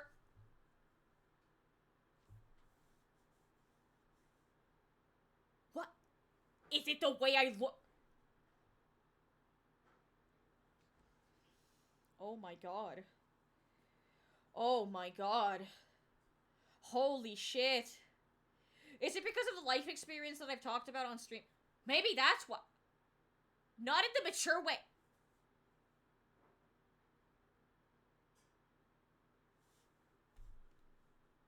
I think I need to sit down. I think I need to sit down. Early 30s. Oh, wow.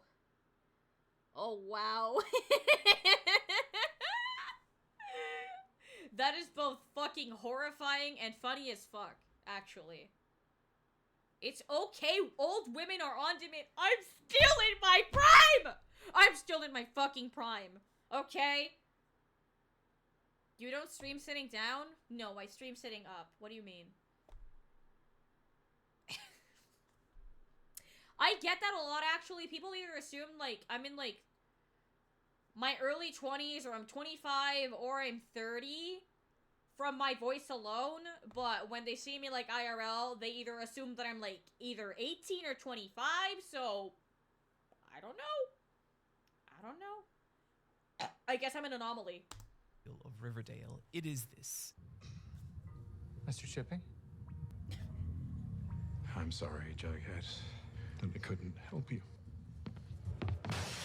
Me. Me. Mr. Chipping! This is not an unusual occurrence in Riverdale. The episodes often contain multiple moments like this, and it creates this manic pace and nearly giddy, fever dream-like feel. And what's cool is how the rest of production is designed to enhance that surreal quality. Everything about Riverdale looks just a little strange, from the neon lighting that coats its characters in ethereal blues or glowing crimsons, to how the sets of Riverdale refuse to pin themselves to any single time period. Characters will drive old-timey I will say something about Riverdale. The aesthetics and, like, the camera work, fucking insanely good. Like, this shit does not look like doo-doo caca. It looks really, really fucking good. The show is just all over the place. It's like someone who took shrooms, crack, and meth all at the same time. Who wrote this? Roberto Aguirre Sacasa. That's a whole nother fucking nutshell in and of itself. Have fun with that Google search, by the way. I think he was the one who wrote Archie comics. I could be wrong, though. I'm pretty sure he wrote Sabrina the Teenage Witch and Archie and his fucking posse. Sounds like a blast. I went into this whole franchise just knowing that it was based off of the comics loosely, but I didn't know I was in... Your ass did not just say Aguirre's like that. ¿Me vas a meter una bofeta? ¿Qué quieres de mí? Puñeta. ¿Me vas a meter? ¿Me vas a dar en la cara? No. Cars, type on retro computers, and watch VHS tapes on vacuum-tubed televisions. But also, pull out iPhones and search the internet. And I kind of love this. It gives Riverdale as a location this ethereal town outside of time atmosphere. And part of the reason I'm sure that's intentional is how well considered the rest of production is. Like, take... Me importa un bicho. Me importa un bicho. Lo pronuncio como se me salga de los cojones. ¿Tú te crees que a mí me importa? Estoy hablando como gringa. Huh? I don't give a fuck about the pronunciation of Aguirre's. I don't care. What do you want me to say? Aguije. How do you actually say that?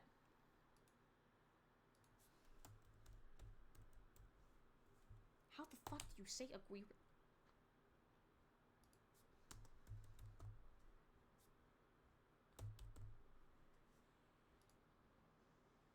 How to pronounce these name. We'll be looking at how to say more confusing names, in particular from Spanish, a fairly common name in Spain, from Spanish, and I believe it comes from Basque country, specifically. Give me the pronunciation! Shut now, up! In Spanish, it is said as Aguirre. Aguirre. Vete pa'l carajo. Aguirre. Fuck off.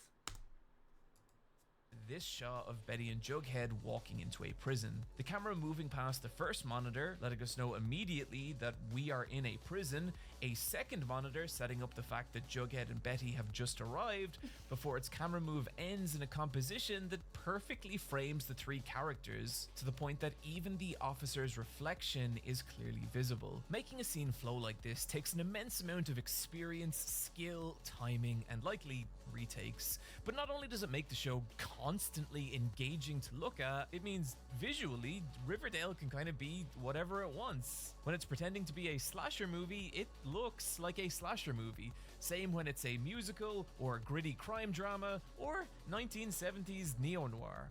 That versatility only adding to the show's surreal appeal. Guys are and a adding polycule. even further is its cast. Just as Riverdale's production must often pivot to the show's many bizarre plot turns, the story formula for Riverdale is simple. Take a group of teenagers whose faces resemble the baby animals from Bambi and force them through meat grinders of emotional trauma. Veronica is the rich girl who is locked in a show-spanning dance of vaguely incestuous death with her evil billionaire father.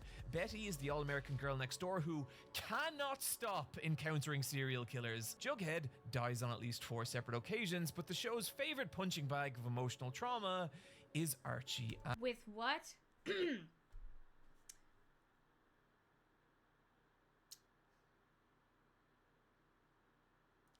be entirely honest. As someone who watched the show, I didn't really get that impression. I didn't get that impression. However, the amount of daddies I heard from a grown-ass woman's fucking mouth would make me regurgitate any day of the fucking week. She would refer to her father like that. Don't ask me why. I don't know. We never address it.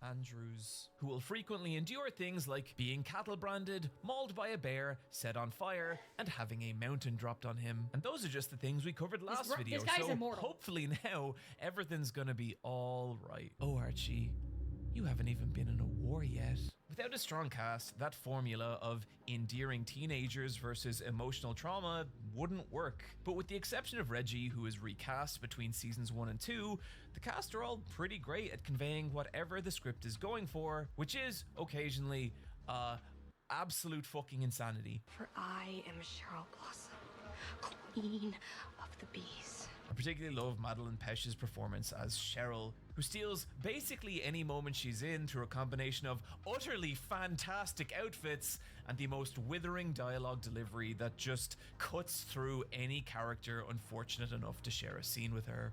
That's a little barbaric. No, you sad, simple she-child. I fucking love her.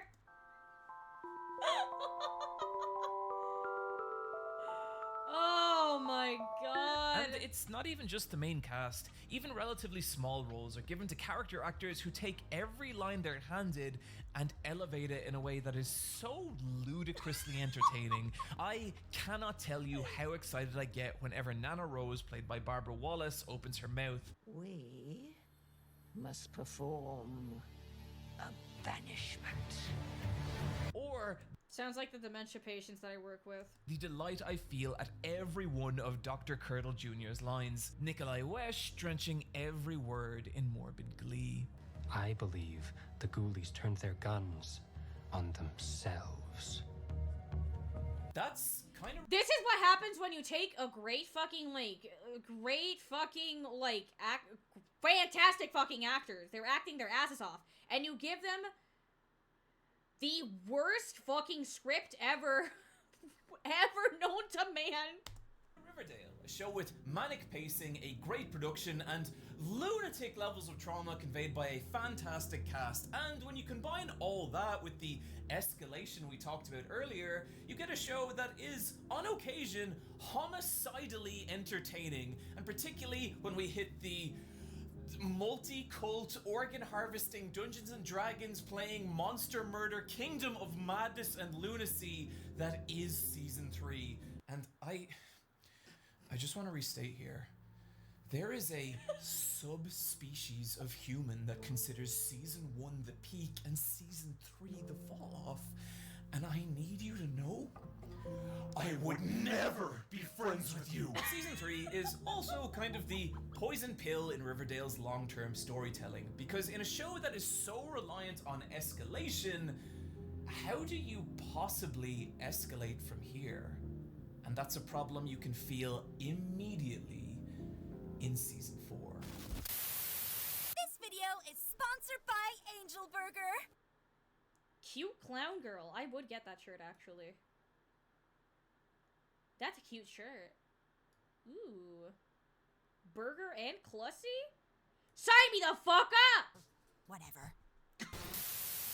Like a grown adult making their second YouTube video on a show clearly aimed at teenagers, something feels a little off about season 4. The main plot centers around Jughead attending Stonewall Prep and feuding with a group of slightly murdery boarding school students who serve as this season's villains. And compared to past villains like evil child-mauling billionaire Hiram Lodge, organ-harvesting rocket ship pilot Edgar Evernever, or real-life monster the Gargoyle King, the Stonewall Prep kids just feel a little bland, and that is a problem. In order for Riverdale to reach the lunatic heights it does, it needs a strong villain to operate the meat grinder of emotional trauma that our teenage heroes are constantly forced through. And without one, what you have is the first season of Riverdale that doesn't feel like a dramatic escalation on previous seasons. There are other problems with season 4 which you really can't blame the show for, like the genuinely tragic and unexpected passing of Luke Perry, who played Fred Andrews, Archie's dad, or COVID-19 breaking up production in a weird way, meaning that in a 19-episode season, the narrative climax resolves in episode 16. And by narrative climax, I do of course mean the second time a member of school staff hurls themselves out a window. To the end.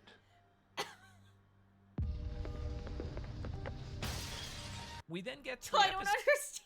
I don't get it. episodes where everything is just kind of all right. And as we reach the season's end, it's hard not to feel like the show is running out of narrative train track. However, Not to mention the this fucking is when onslaught of sex Riverdale scenes plays at its every trump fucking card. corner.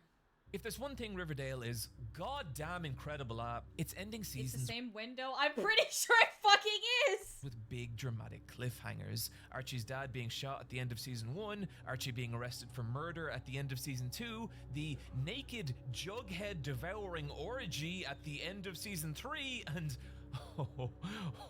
season 4. The highlight of season 4, aside from Cheryl's dead puppet brother or the 2 separate instances of auto-defenestration, are these strange videotapes that the residents of Riverdale have been receiving. Initially just footage of their homes, but soon these tapes take a more sinister turn, showing Super relatable, honestly.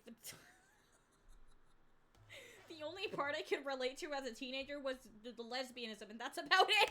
people wearing ghoulish masks recreating the darkest moments of Riverdale.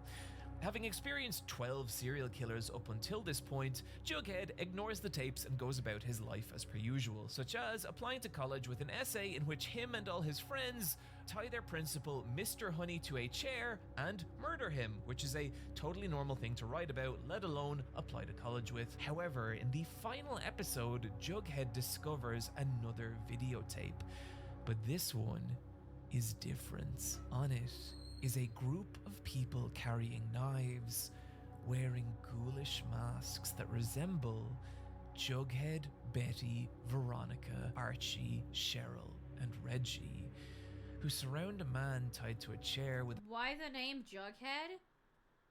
I don't know. The origin of this show is a comic book, and that's just the name, like, that he's always had. For some context, if they can hear me, the comic book came out in like the 1950s. Did you guys hear that? Okay, awesome. The sign around his neck that reads, Mr. Honey. Before the group of people descend on him, their knives sliding in and out of his body. It's Stab. such a good moment. So uniquely visually horrifying with terrifying... Now that you mentioned that, they actually had a crossover. Like, I think it was like a single episode where they crossed over. Because Sabrina the Teenage Witch takes place in I think it's Greendale? Very inspirational, I know. Implications on the story going forward from here. Who are these people? How did they know the contents of Jughead's essay? And what does this mean for the future of Riverdale? This is more or less where we left off in that first video. No and for all test. season 4's troubles, this seems like a I wouldn't subject you to that Chinese waterboarding session. I would never. You get to live with this information that I'm giving you, and you take it to your fucking grave. If you want to watch the show out of bizarre curiosity, it's on Netflix. Outside of that, if you're fucking bored, it's a great time waster. fantastic platform from which to nosedive into season 5. Or at least, that's how it seemed. For as impactful as the videotape cliffhanger was, it actually gets resolved only 2 episodes into season 5 when it's revealed that the one responsible for all these horrific murders Wasn't him. was Jughead's little sister. And also, no one was actually murdered. It was just a bunch of kids funning. No one's gonna watch this crap again.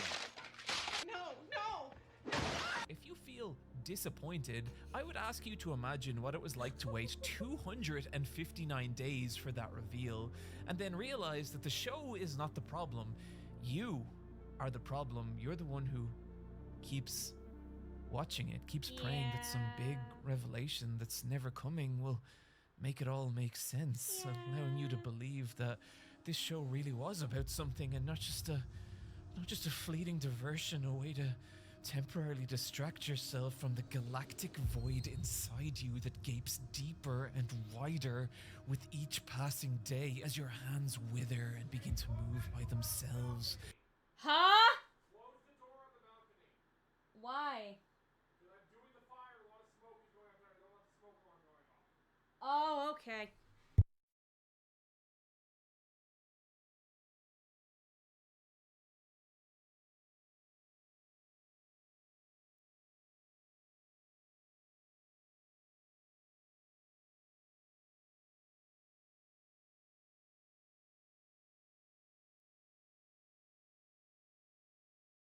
Ow! My fucking knee! Ah! And your reflection looks more and more like a person you used to know. My point is that the jelly bean Felt. reveal, that's her name, is a catastrophic failure in storytelling. And so now we have to ask, oh, what is wrong with this show? Well, Riverdale has a very specific kind of writing that I've seen somewhere before. Specifically, early 2000s WCW. No, stop booing. I have to talk about wrestling. This is important. Early 2000s WCW has one big trick: the swerve. The idea that something unexpected happens where logic or narrative progression take a backseat to just giving the audience something fucking crazy to react to. And the company had seen great success with this, such as Hulk Hogan making an entire arena collectively shit itself by joining the evil NWO, which was good. However, from here, the company would become more and more reliant on swerves. One of the most difficult parts of storytelling is balancing a plot so that you have enough exciting things happening in the present, as well as laying the narrative groundwork to seed future storylines later on.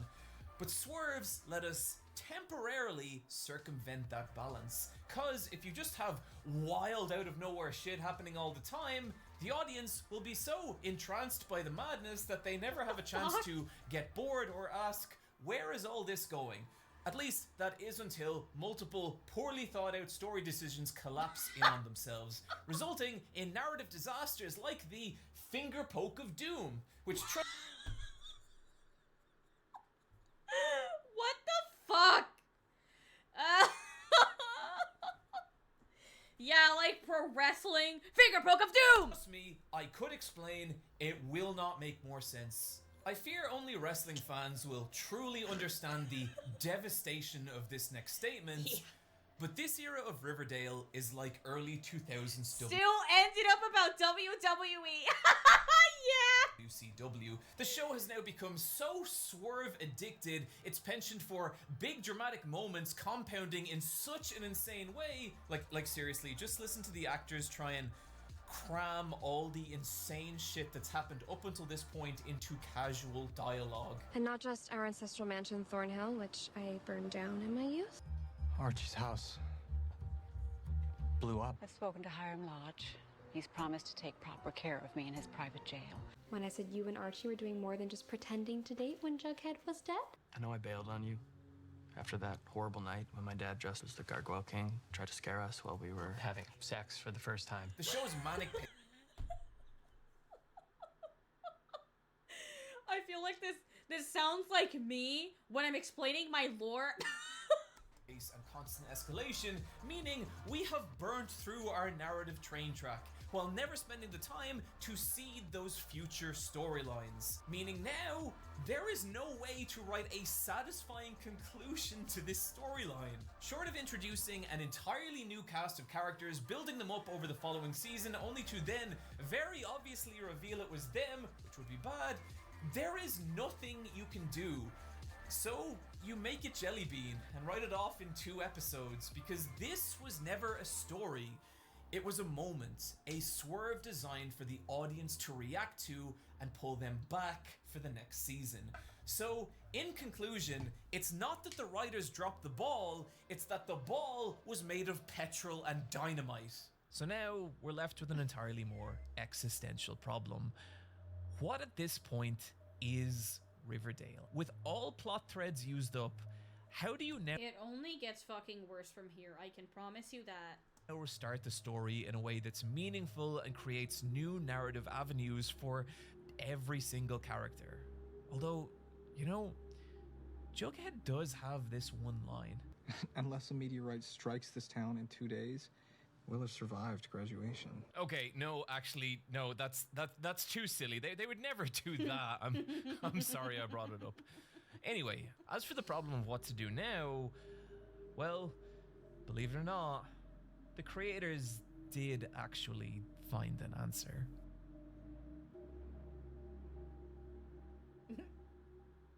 Season 5, Episode 4. Time code 0 minutes and 4 seconds. Archie gives an impassioned speech to his fellow football players before they charge onto a field where bullets slice past them. Archie, now holding a rifle and in army fatigues, watches as his teammates are obliterated around him, all while he's cheered on by his friends and family, before Hiram Lodge appears and places a bullet between Archie's eyes. Archie awakens in a hospital bed. He has just fought in a war. Which war? Doesn't matter. Don't ask questions. Honorably discharged, Archie must now return home to Riverdale, a place he hasn't been for 7 years. This was his time skip. There it is! Archie returns to a Riverdale changed, a town whose streets now swarm with rabid dogs, its buildings constantly ablaze, and all Archie's friends gone. In the 7 years since we last saw these characters, Veronica has married arrogant finance boy Chadwick, who she will absolutely not divorce in 2 episodes. Jughead has moved to New York, where he does what all irritating men threaten to. He writes These episodes are also like 42 minutes long. And there's like 20 of them. Yeah. It's a book. Cheryl has sequestered herself in Thornhill Manor and found success in the lucrative world of furry commissions. And Betty...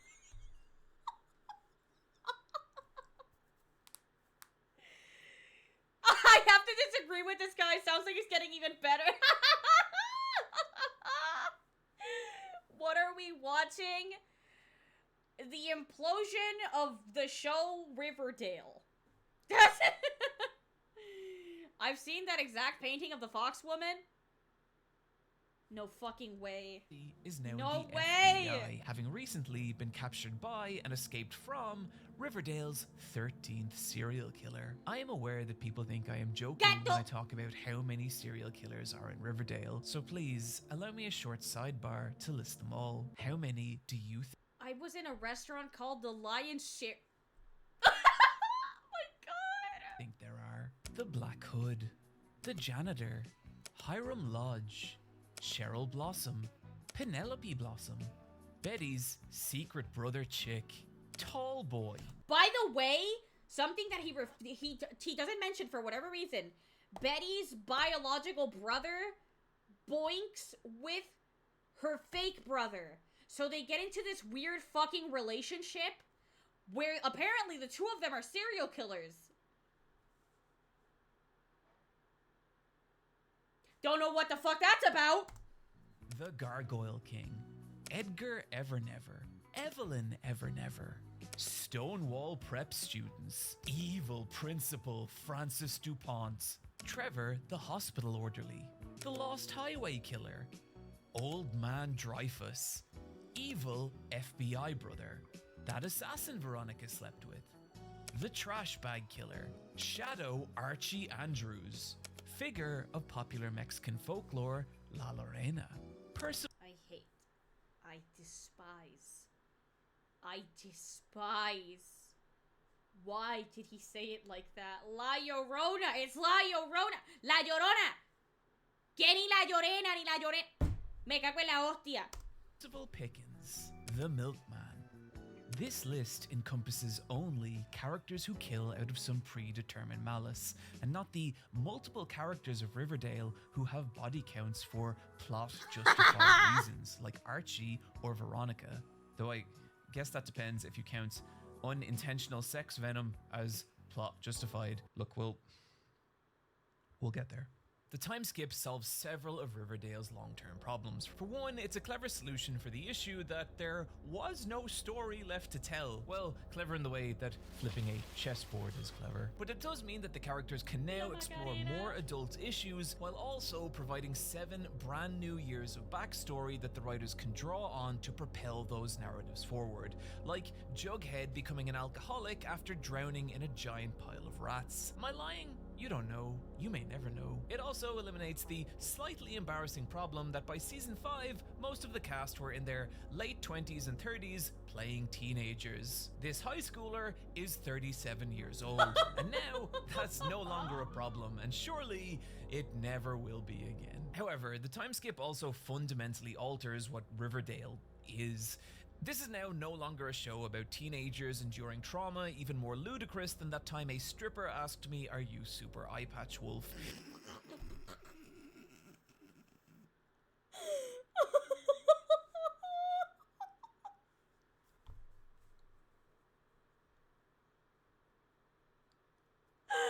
Oh my god!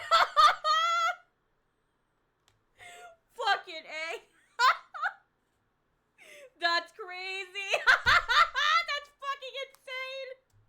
Instead, we now have a soldier, a millionaire, an FBI agent, and a sadder Jughead facing those same threats. But they've all been through so much at this point, so that when one of the several new serial killers emerge, their reaction is just, "Oh, here we go again." To counterbalance this, the show would need to introduce a new kind of threat, which is why it's disappointing that the season villain is once again Hiram Lodge, who's been here since season 2, which, don't get me wrong, I love Hiram. This is a man who hangs a painting of himself above his desk and cured his own cancer by beating the shit out of people. And the episode covering his backstory is genuinely well written. Like, seriously, I don't even have anything to make fun of here. It's just good television. Okay, look, Hiram Lodge does play his own dad wearing a fake mustache, and that's just very, very funny. But with the same villain, we also just get the same storylines. Hiram continues his, at this point, utterly psychotic vendetta against Archie in the town of Riverdale, and in a plot more contrived than me explaining, "No, I'm not into clown girls, we just sell a lot of those t-shirts." Every major character becomes a teacher in Riverdale High, meaning even Why does he sleep like he's listening to funk? I don't know. Post time skip, the show is still kind of a teen drama. The repetition continues. Betty is stalked by yet another serial killer. Veronica continues her vaguely incestuous business rivalry with her father, and Archie must once again overcome some horrific trauma. But at least he does get therapy this time, meaning by the end of the season, everything's gonna be all right. Oh, Archie. You haven't even been dragged into an alternate reality where you will be sacrificed to the old gods. You're still beating heart ripped from your struggling body and presented to your friends and family as they dance and howl with ecstatic glee. Okay, I made that up. Or did I? Rather than using the time skip to escalate Riverdale into something new in the same way that seasons 1 to 3 did, Riverdale Season 5 feels like it lacks that confidence, choosing instead to imitate a version of what this show used to be rather than taking a proper step forward. And in the final few episodes, you can feel Riverdale grapple with the same existential problems that plagued Season 4, haunted by the question, what now is this show? And that's a struggle you could see reflected in its ratings. Despite retaining the same Wednesday at 8 p.m. time slots in Season 2, by the end of Season 5, Riverdale was hemorrhaging viewers, with estimates seeing its viewership fall from 2.3 million at the beginning of Season 2 to just 360,000 at the end of Season 5, which a certain amount you could attribute to people watching it on Netflix. Netflix subscriptions had more than doubled between 2016 and 2021, but it doesn't really account for the show bleeding nearly 85% of its audience in that time, with Season 6 now being bumped to the inferior time slot of Tuesday at 9 p.m, meaning Riverdale was now a TV show on wobbling legs. With cancellation looming, the show needed to do something big, and man, if only there was something here in season 5, some bizarre storyline that could serve as a strange guiding light dictating the future of Riverdale. Oh, that's right. The mechanical ant people. Not long after the time skip, Jughead encounters the legend of the Riverdale Mothman.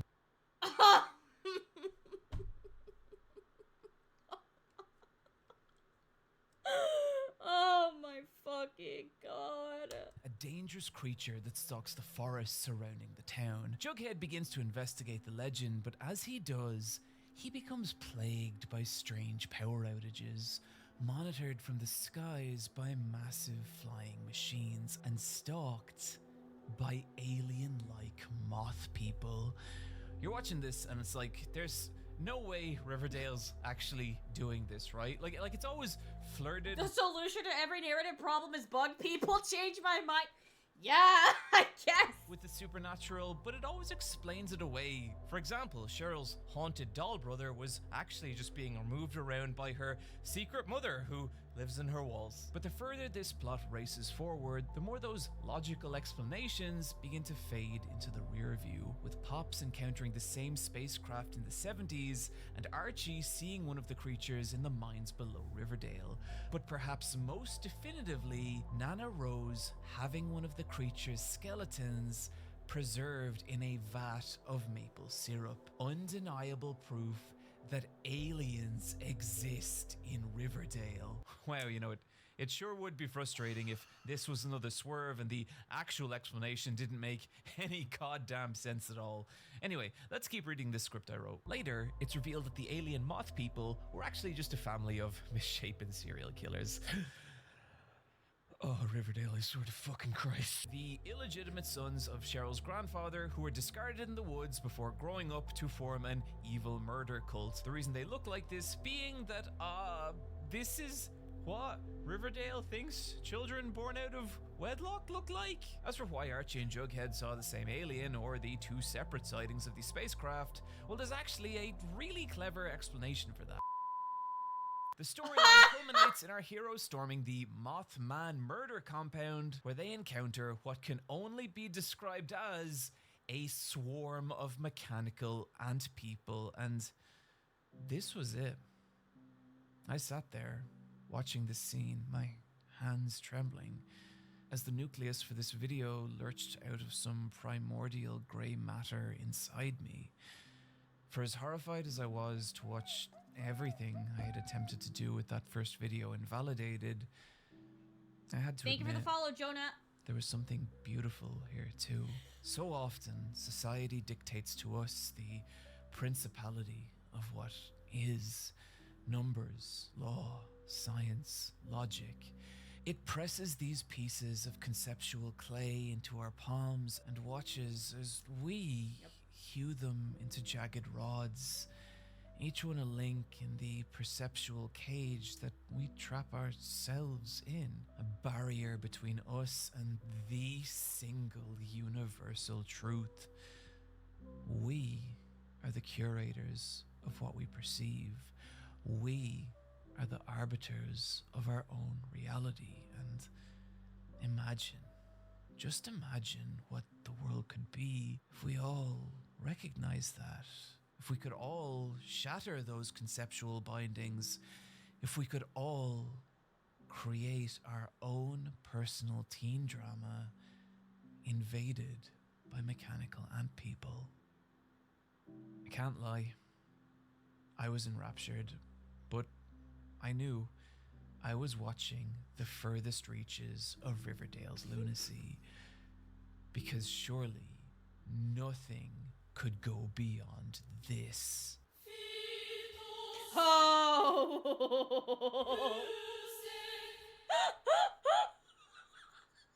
Archie is awoken by the sound of a strange, distant explosion. He tries to forget about it, but everywhere he looks, something feels wrong. A butchered deer corpse is discovered in the woods. Jughead is haunted by insects. Cheryl has started a cult, and something is stalking the outskirts of the town. But he can't worry about that now, for it is time for the town harvest festival, but why are people looking at him? What's the meaning behind the ominous things they say, and why does Jughead choose now to tell Archie? You're like a brother to me. I love you. You know that, right? That night, Archie can't stop coming. Let me just turn.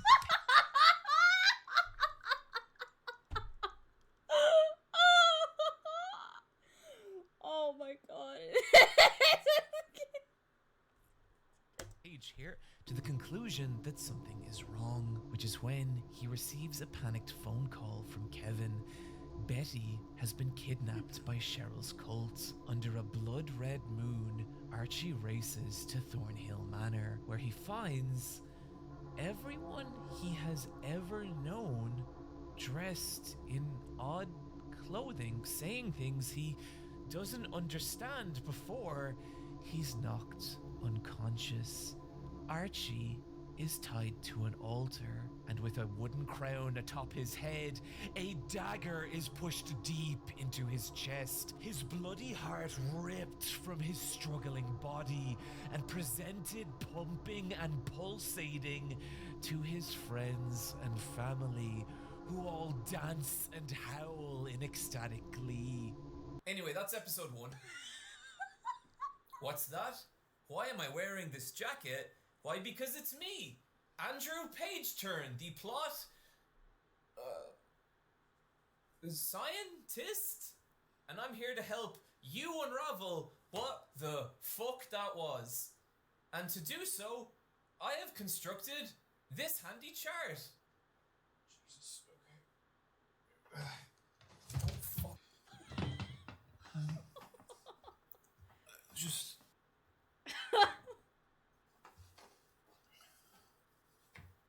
This is a broken man.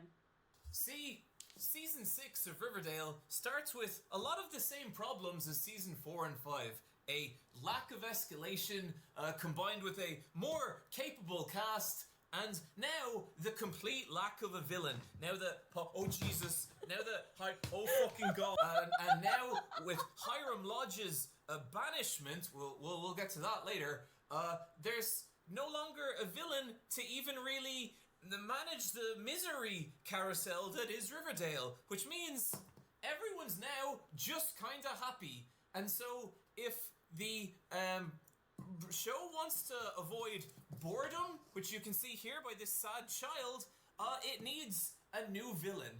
And its solution was Percival Pickens. Early rising Riverdalians opened their morning newspaper to find an article titled Riverdale, the worst town in America, which makes Archie so angry that he, and this is real, calls a town meeting so that he can fight the article's anonymous author, who is revealed to be newly arrived Riverdale resident Percival Pickens. What a fucking comical last name for a villain, man. Percival Pickens.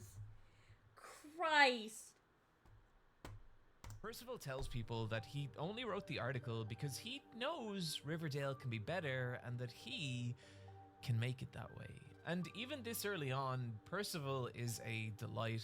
His actor, Chris O'Shea, drenches every line of dialogue in this wry British insincerity, contrasting beautifully against Archie's earnest, slightly moronic existence. Archie, unable to grasp who this strange British gentleman is, or what he wants. The fact that Percival's great-grandfather may have genocided the native people of Riverdale, not being, well, a very good start. Percival begins to creep his tendrils throughout Riverdale, infiltrating first its town council, then its law enforcement, and then becoming its mayor, as slowly his evil plan crawls into focus, as he begins to turn the town against itself by doing maniacally unhinged things like closing down Pop's Diner or being nice to Kevin, all while Archie and his friends wonder who this man is and why he is doing this.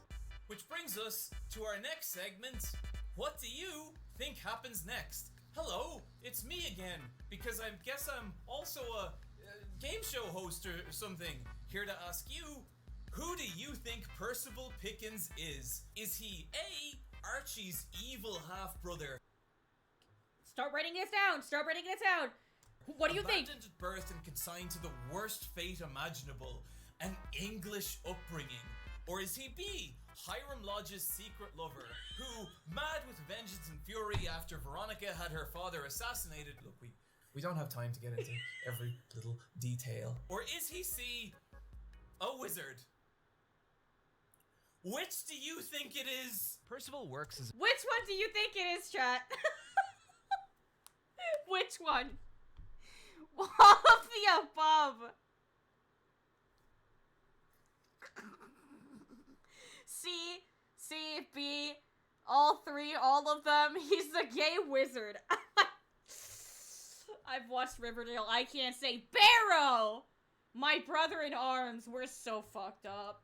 a villain because he fulfills the very important role within Riverdale of emotional meat grinder. Final verdict, all three. Gotcha.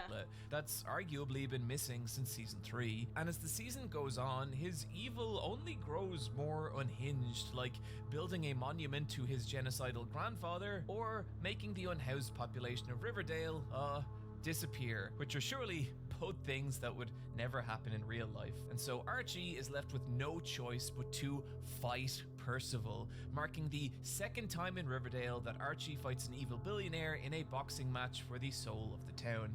However, despite the fact that Percival's mind control doesn't work on Archie, he stuffs his gloves with palladium, which is the only known counter to Archie's invulnerability superpower. Oh, I'm sorry. It seems I've left out some information. Did I forget to mention the superpowers? Okay, season 5 ends with our heroes kidnapping Hiram Lodge and bringing him to the edge of town, the entire cast brandishing guns, knives, and in Cheryl's case, a bow and arrow. God, I love her, and telling Hiram Lodge that he is banished, that he must never return to Riverdale for as long as he lives, only for the dastardly Hiram to exit the show with one final genius scheme. As Archie and Betty engage in coitus, they hear a ticking sound, only for Archie to check under the bed where he discovers a time bomb. However... Bro, imagine having sex and there's suddenly a fucking bomb. There's suddenly a fucking bomb under your bed. You're in the middle of having sex and there is a bomb under your bed. Masterful gambit. Rather than the bomb killing them, the explosion instead gives them both superpowers. Archie is now invulnerable and even stronger, and Betty can identify serial killers through their aura. Cheryl can now use pyrokinesis, Veronica becomes poisonous, killing anyone that touches her, as well as a human dialysis machine for some reason. Jughead's superpower is that he goes deaf, then learns to read minds, then draw the shittest comic books known to man. And Reggie gets a ventriloquist dummy. Narrative-wise, the superpowers actually push Riverdale forward in 2 major ways. For one, the show finally embracing the supernatural in a way it came so close to doing with the mechanical ant people storyline does something I've been craving since season 3. It escalates what Riverdale is, and because of that, the show can now embrace the full lunacy that has always been simmering beneath the surface. And to illustrate this, here's some out-of-context plot points from season 6. Archie's superpowered dog dropkicks a serial killer out a window. Satan becomes a canonical character named Lou Cypher. Cheryl becomes trapped in the dream dimension. Betty is revealed to be biblical figure, the Whore of Babylon. And well, this...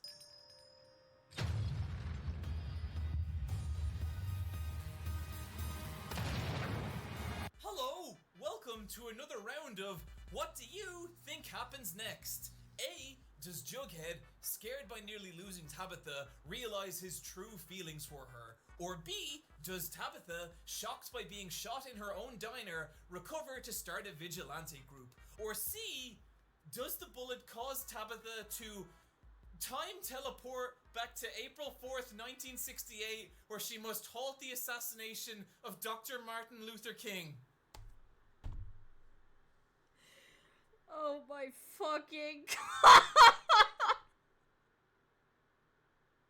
You cannot make this shit up, man. It just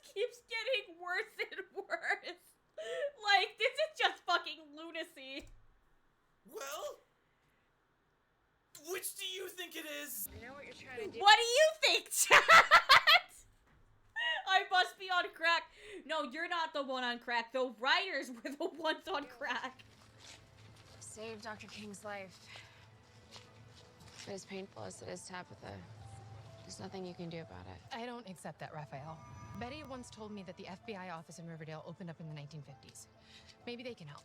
The other advantage of introducing superpowers is that it allows Percival to present a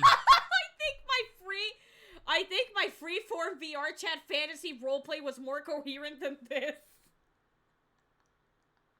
brand new kind of threat, such as mind controlling people into doing whatever he wants, so that our heroes can no longer trust anyone around them, which results in a lot of Abuelita, why didn't you call to say you were coming? Because I want this to be a surprise.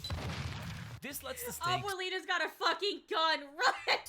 Finally dramatically escalate. Like, remember in season 5 when the entire threat was, oh no, Hiram's going to shut down the town? Well, in season 6, the threat is that Percival, now revealed to be a 600-year-old wizard, meaning the statue he erected was of himself, which honestly I admire the confidence, is going to construct a ghost train which will ferry the souls of all the people Percival's murdered into Riverdale, triggering an apocalyptic showdown that once our heroes lose, which according to time-traveling Tabitha, they are destined to do, oh my fucking god.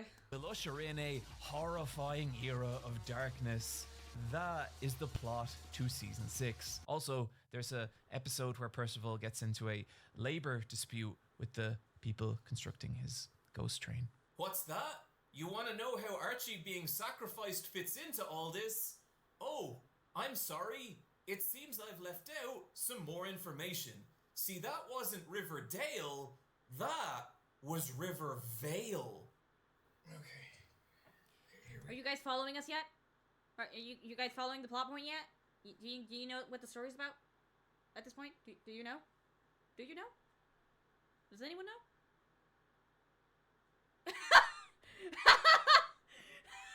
Do you get it? Cause I fucking don't. Just gonna... Oh, fuck. Okay.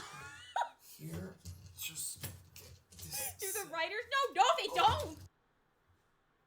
Okay, so Archie being sacrificed actually takes place in an alternate universe called Rivervale.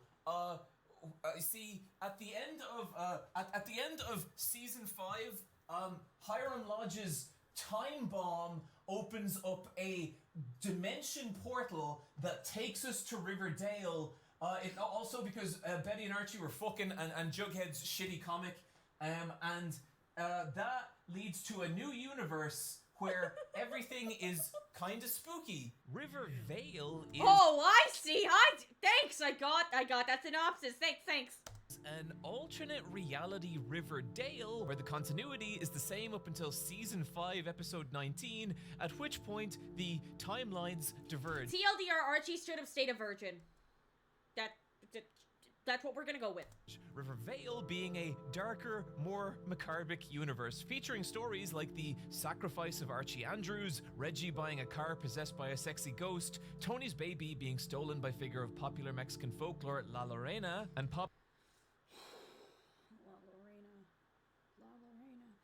Ugh, my voice is giving out just fucking saying that. Oh my god! defeating Satan by serving him a milkshake poisoned with... Well, I'm just gonna play the clip. That would be the secret ingredient I added. What secret ingredient? Tears that the Virgin Mary shed at the crucifixion. Eventually, Rivervale Archie returns to life because death doesn't exist in Rivervale, only to go on a murderous rampage where he kills both Cheryl and narrator Jughead. Why did I need to qualify that with narrator Jughead? Oh, sweet child, we're getting there. At which point we then return to the regular Riverdale timeline in... How did she get that? Fuck if I know! We're about to find out, I guess! Episode 7. Okay, so Archie being sacrificed actually happens in Rivervale, making it non-canon. It's what a foolish imbecile would say. You see, the Hiram Lodge's time bomb from the end of season 5 that somehow multiplies with the fact that Betty and Archie were having sex upstairs, and Jughead was making another shitty comic book downstairs, which altogether ripped open a portal in space-time, creating a dimensional gateway to River Vale. And now the two realities are bleeding into one another as the very metafiction of the TV show. But like, how does she get that? Don't worry about it. Begins to come apart. Remember earlier in the video when I mentioned the seemingly innocuous detail that, but with the exception of Reggie, who is recast between seasons 1 and 2, well, I did so because I needed to set up the fact that now season 1 Reggie re-enters the universe. Played by the same actor, he and post-season 2 Reggie now wrestle for dominance over who the real Reggie actually is.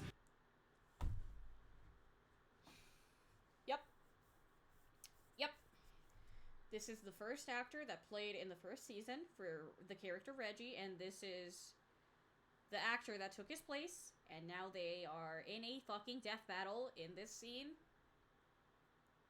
Don't ask me why. Don't ask questions. Just stay with me. I need you to stay with me right now. Actually, I'm gonna keep this video playing. I need to ask Reagan if he's fucking done with dinner.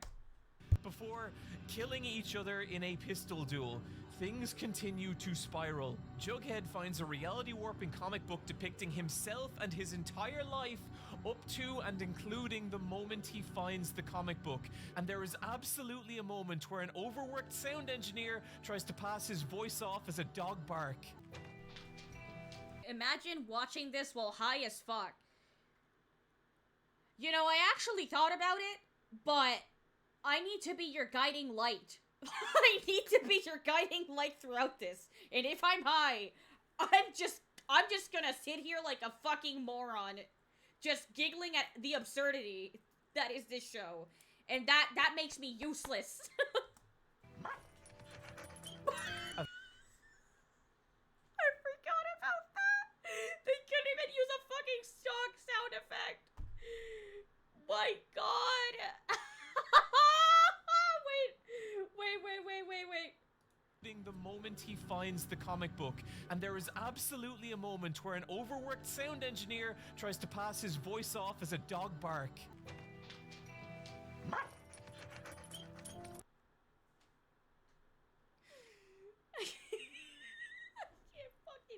I can't do this shit, man. Events and plot lines repeat from River Vale to Riverdale as characters begin to perceive both realities at once, and existence itself begins to splinter and fall apart, resulting in occurrences like Betty receiving a phone call from Dr. Curdle, tragically informing her that Jughead's dead body has been found at the outskirts of the town. Only Jughead sitting right there, and that's because it was actually the body of narrator Jughead, the character who delivers the Twilight Zone-esque introductions of the River Vale episodes, but is also a canonical character. Narrator Jughead, having been murdered by Shadow Archie Andrews, goes to the River Vale afterlife and is then resurrected, returning to Riverdale to warn River Vale Jughead that unless he writes the rest of reality on a magic typewriter, the universes will... It's okay. Taken for granted. We will watch the other video about this show in due time. Implode. Neither of these characters to be confused with either Riverdale Jughead, Shapeshifter Jughead, or my personal favorite, Angel Jughead, who are all their own separate characters. And where this gets really interesting is in episode 18, when River Vale Jughead crosses the dimensional portal to Riverdale Jughead and accuses him of plagiarizing the story he wrote to power the reality of the alternate dimension, which has fascinating implications on the very notion of what is even happening. As I watch... I'll be live again tomorrow. Well, have a good one, Taken.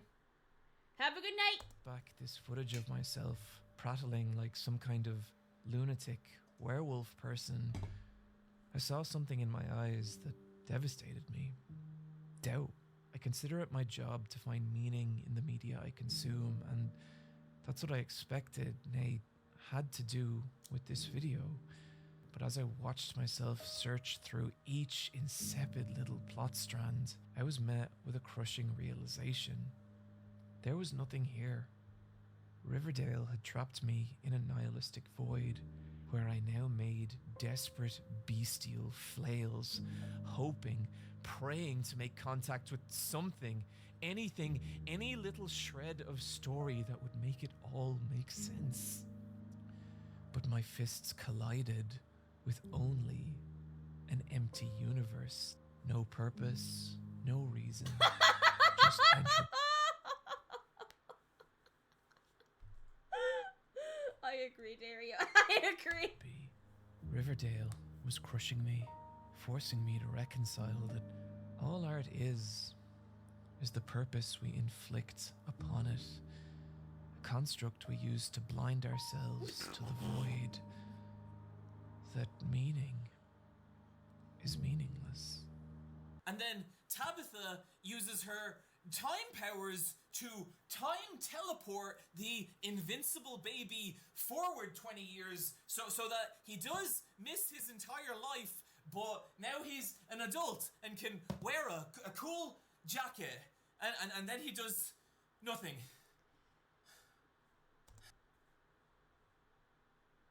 So the invincible baby is used as a plot device because I love how he doesn't fucking address one of the other characters as very major in this entire story.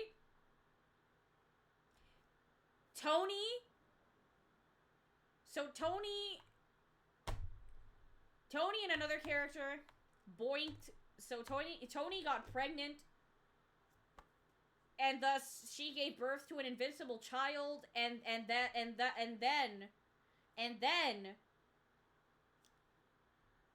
then Tabitha, who is a time traveler, used her time traveling powers to bring that child, to make the child, to speed the aging of the child. I'm not gonna fucking bother. And that's what's happening. This is Andrew Page turn, signing off. I'm not gonna bother. I think I'm the worst character John's ever created. So this fucking lunacy continues to spiral till the penultimate episode, where the gang overcome the fated showdown they were destined to lose against Percival the Evil Wizard by being really cool and beating the shit out of him in a parking lot, before Jughead uses a game of dominoes to trick Percival into teleporting back to River Vale, where Lou Cypher can now claim his soul. However, on the cusp of death, Percival uses his dark magic to pull a comet from the sky, aiming it squarely at Riverdale with the intention of obliterating it and everyone in it. And oh my god.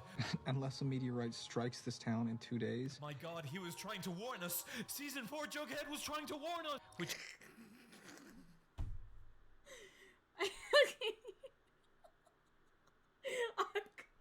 I'm glad that you guys have the same fucking reaction, because I was watching this as it all unfolded, and even I was like, what the fuck is going on? What is going on? Which is when, through a lesbian witch ritual, Cheryl transfers her great-grandmother's soul into her body, as does Tony, so that their he mentions Tony finally. grandmothers can now finally have witch sex, which somehow leads to Veronica using her poison dialysis power to transfer everyone's superpowers into Cheryl so that she can fire gay, lesbian witch lasers at the meteor, saving the town. This is the point. I sat Reagan down and I showed him season 1 and the final season, which is season 7. So I had all the context of every single season. He didn't. So, I subbed. That fucking Pepe emote just perfectly conveys everything. What the fuck do you mean the context?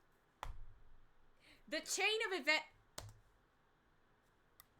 I'm not saying season 6 of Riverdale isn't some silly bollocks. It is the silliest bollocks this show has ever pulled. But I think in that, it's also kind of the... I used to think that the Vampire Diaries was fucking confusing. I used to think that that entire franchise and the spin-offs that followed were confusing as shit due to their escalation. But this took the fucking cake of any show that I've ever watched due to its sheer fucking absurdity. Even fucking Sabrina the Teenage Witch pales in comparison. And that show is also one that goes off the fucking rails, by the way. Nothing compares to this fucking crackhead's hallucination. Nothing. I have never seen anything like this. perfect way to end Riverdale. Because it's a season that does something so faithful to what made those first 3 seasons so entertaining. It escalates Riverdale to a place that would have been completely unimaginable from that first episode.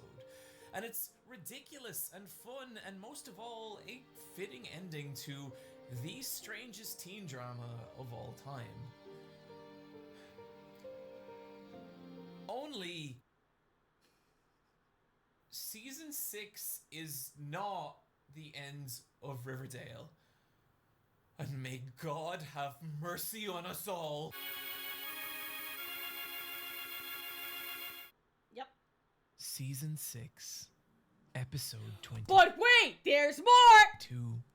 Time code. Buckle your 40 minutes seatbelt! and 6 seconds. Archie awakens in his bed. He turns on an old-timey radio. We see a flag for Riverdale High.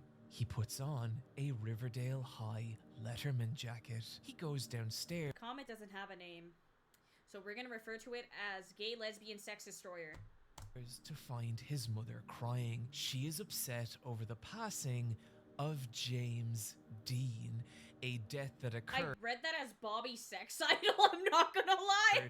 On September 30th, 1955. The battle with the meteorite has somehow reset Riverdale's timeline and wiped the memories of every Did character it not say Bobby's sex idol? It said Bobby Socks.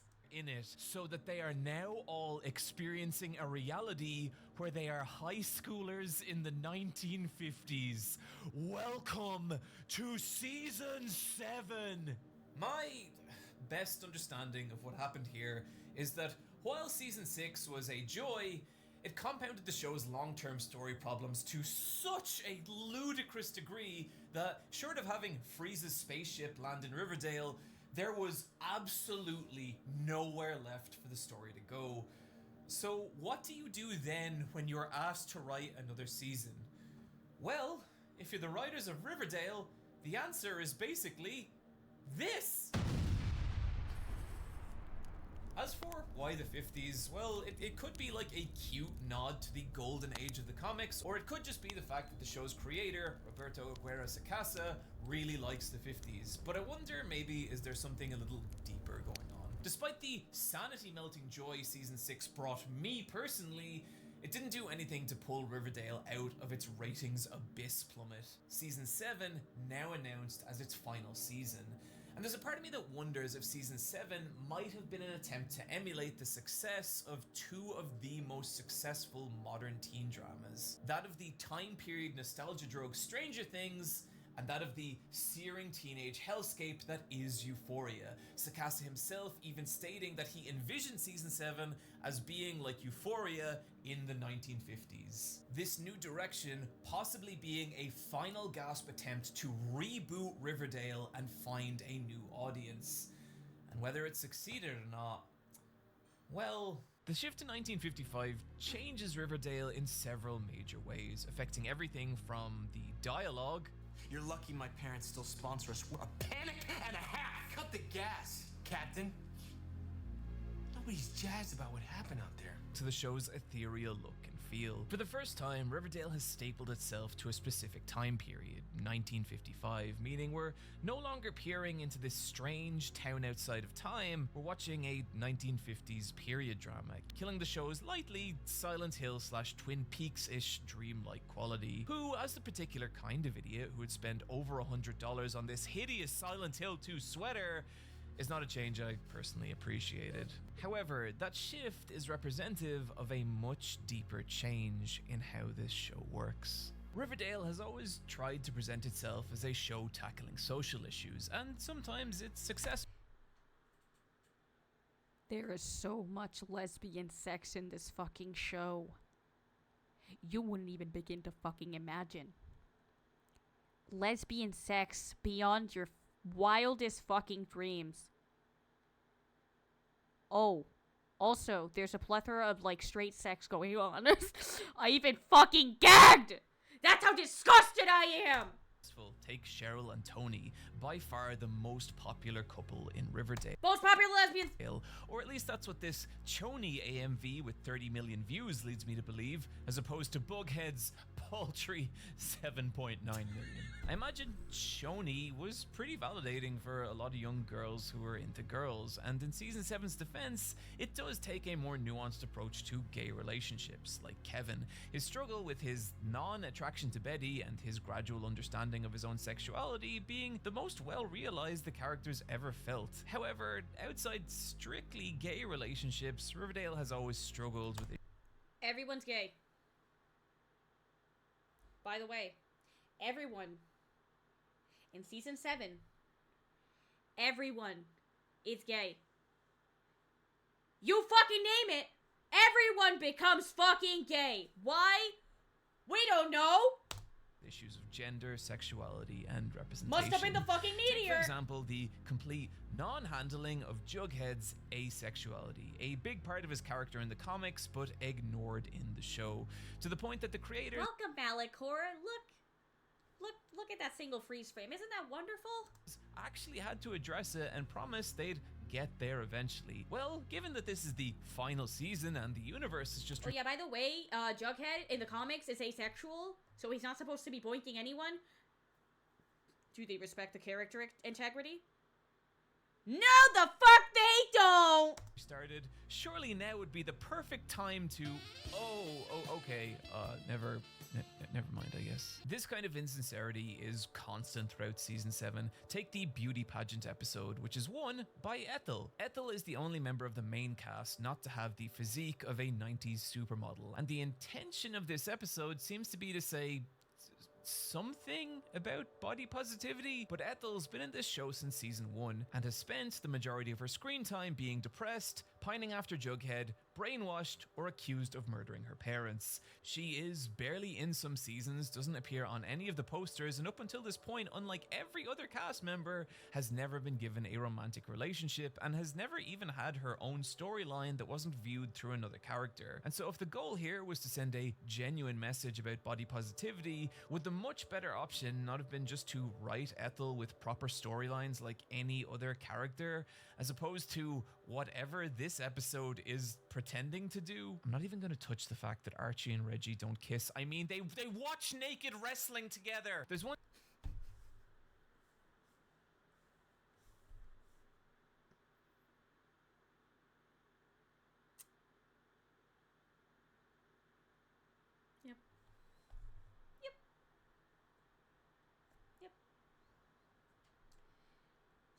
Let's go, naked wrestling, let's go! One scene where Cheryl and Tony come out to their cheer squad, and not only are they met with universal acceptance and applause, but also the coming out of a second couple. And I assure you, I am delighted for these nameless fictional women, but I have to wonder how an actual lesbian who lived through the 1950s would feel about this scene. By the way, if you're an 80-year-old lesbian who watches my videos, do get in contact, because I would like the answer to that question. My point here is that Riverdale is not good at handling nuanced social issues and never has been. But the He didn't even bring up fucking Betty's sister. That was her, by the way. We definitely need to watch that other video at some point because there is so much that is glossed over. problem becomes much worse when you remember that the setting for this season is 1955 and oh no! In a way that you can feel immediately in season 7's first episode, as the day that Angel Tabitha, different to regular Tabitha, time teleports everyone to is. You guys were asking how she got the fucking Tears of the Virgin Mary? Earlier, she becomes an angel. Why?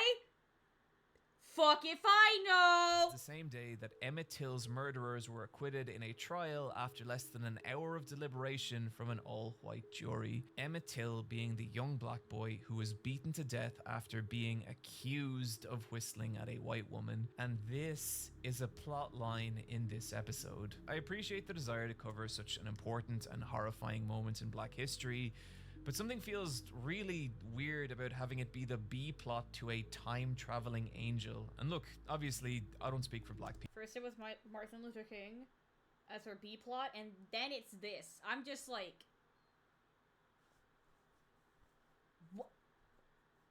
What are you trying to convey here? What are you doing? What are you doing? People, and I'm not the person you should be coming to for opinions on stuff like this, but a brief internet search leads me to believe...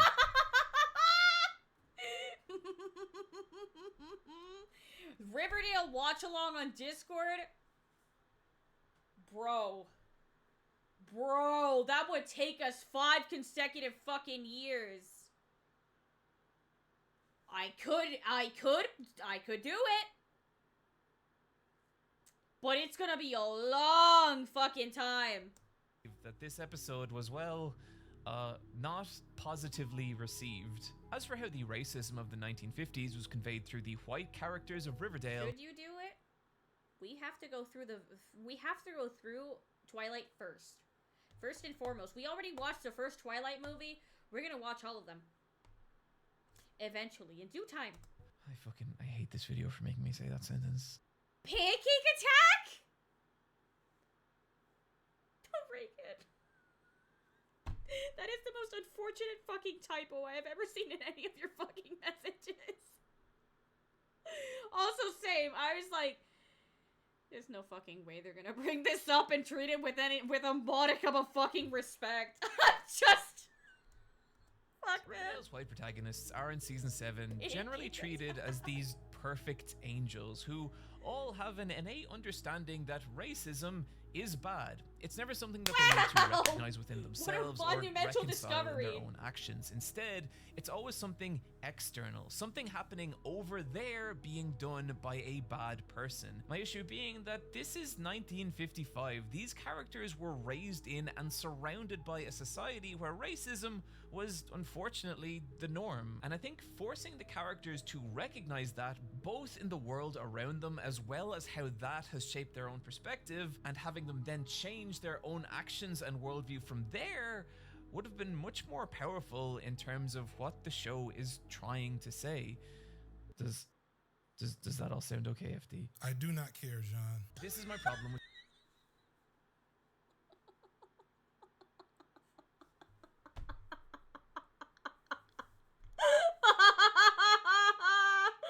Oh my god. Ayoka. With season 7. It both wants to present the 1950s as this idyllic place where everything is happy, but also tackle difficult social issues of that time. And the result is just this weird compromise where hatred and bigotry exist, but can be explained away with a single polite conversation or impassioned speech. And I can't help feel that it's a little disingenuous as to what people of that era actually went through. And I get that it feels weird to have a discussion on social issues this far into what has been a very, very silly video, but that's kind of the point. That is the experience of Riverdale Season 7. At this point, you might be asking, Eye Patch Wolf, John, Buddy, why are we focusing so much on social issues here? What about the organ harvesting, the serial killers, the superpowers, the alternate dimensions? I don't come to Riverdale for social commentary. I come for the insanity and the most seamless product placement. No.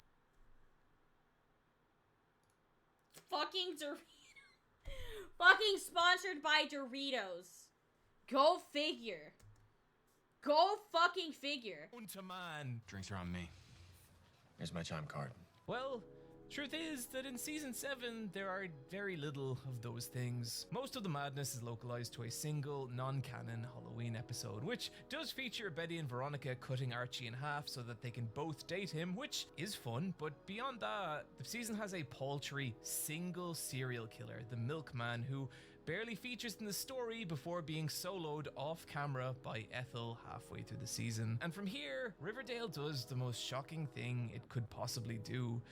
It becomes a normal teen drama, with storylines including Archie wanting to be a poet, but is shy, Betty's mom being mean, and Jughead, thank God, finding an artist for his awful comics. If you come to Riverdale for the same reasons I do, it's hard to state just how much of a de-escalation season 7 is.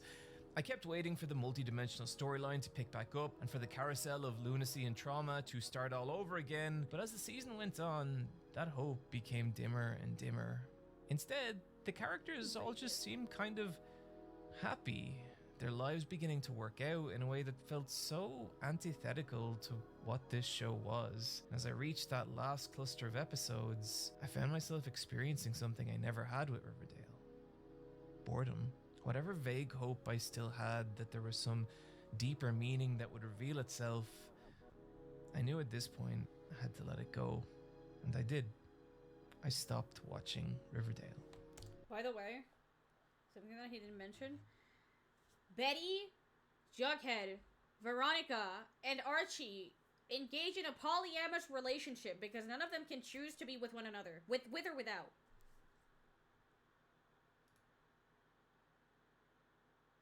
So that's how the show ends.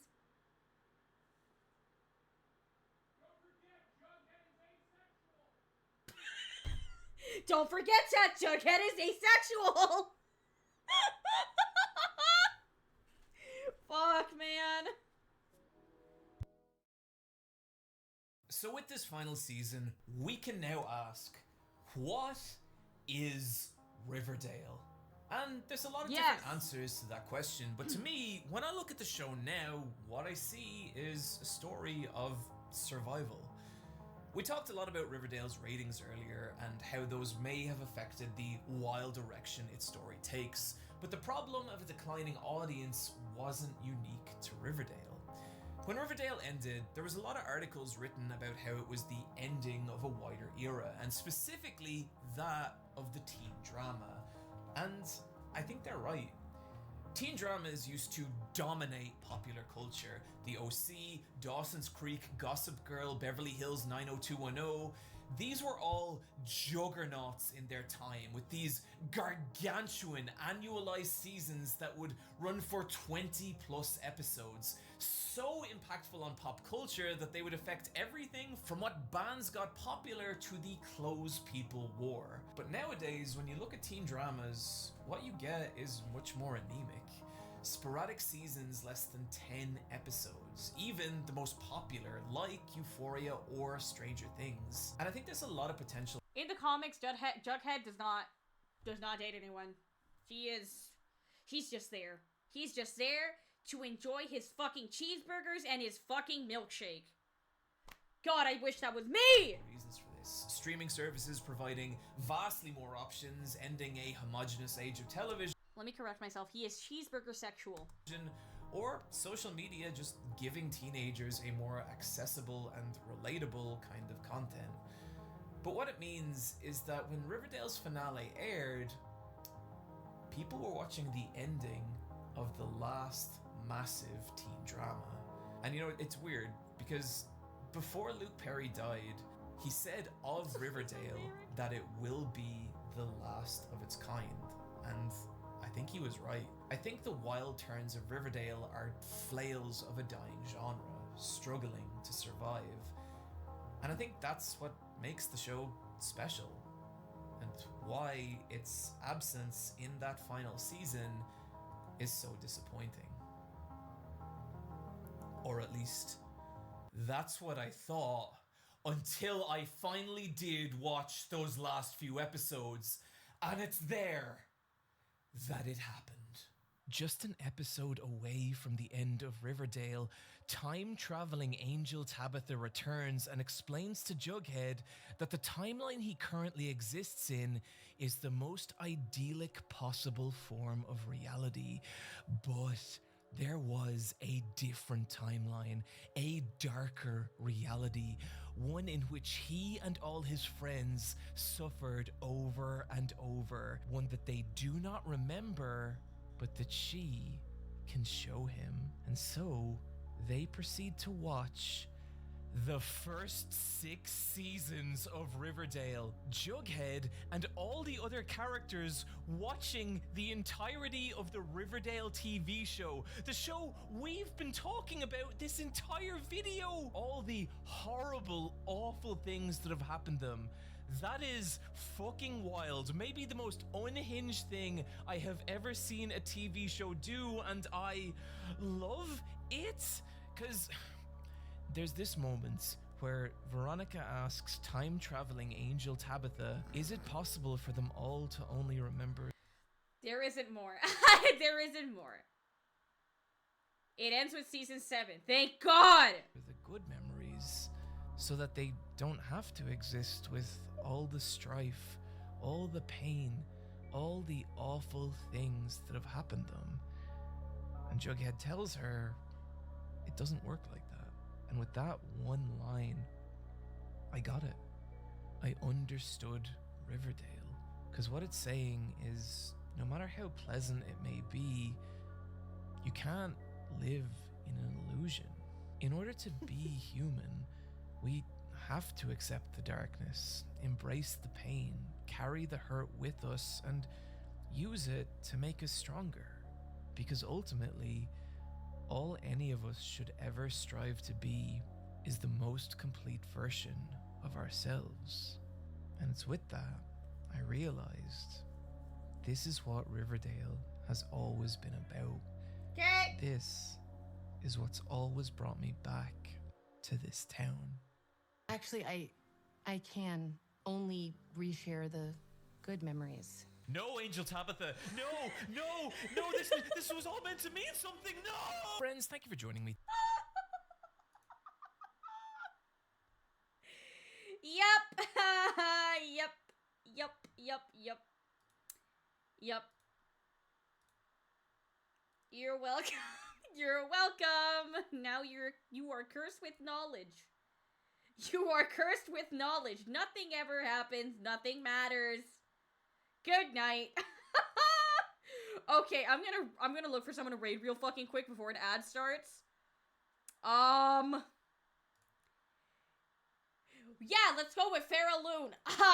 Thanks for embarking on this fucking awful, awful journey with me. I hope you had fun. I hope you had fun.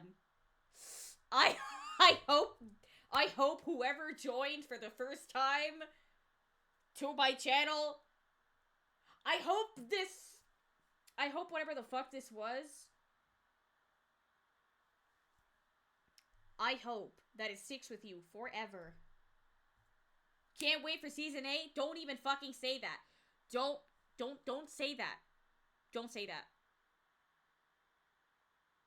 Wait, hold on. Wait. Hold on. Give me a second.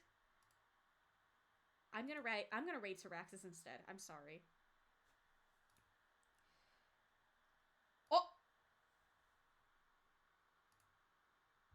Oh! Sorry. I just realized that Farrah is in a collab. And I don't want to overwhelm her with this fucking catastrophic amount of bullshit. Alright, chat, you guys have a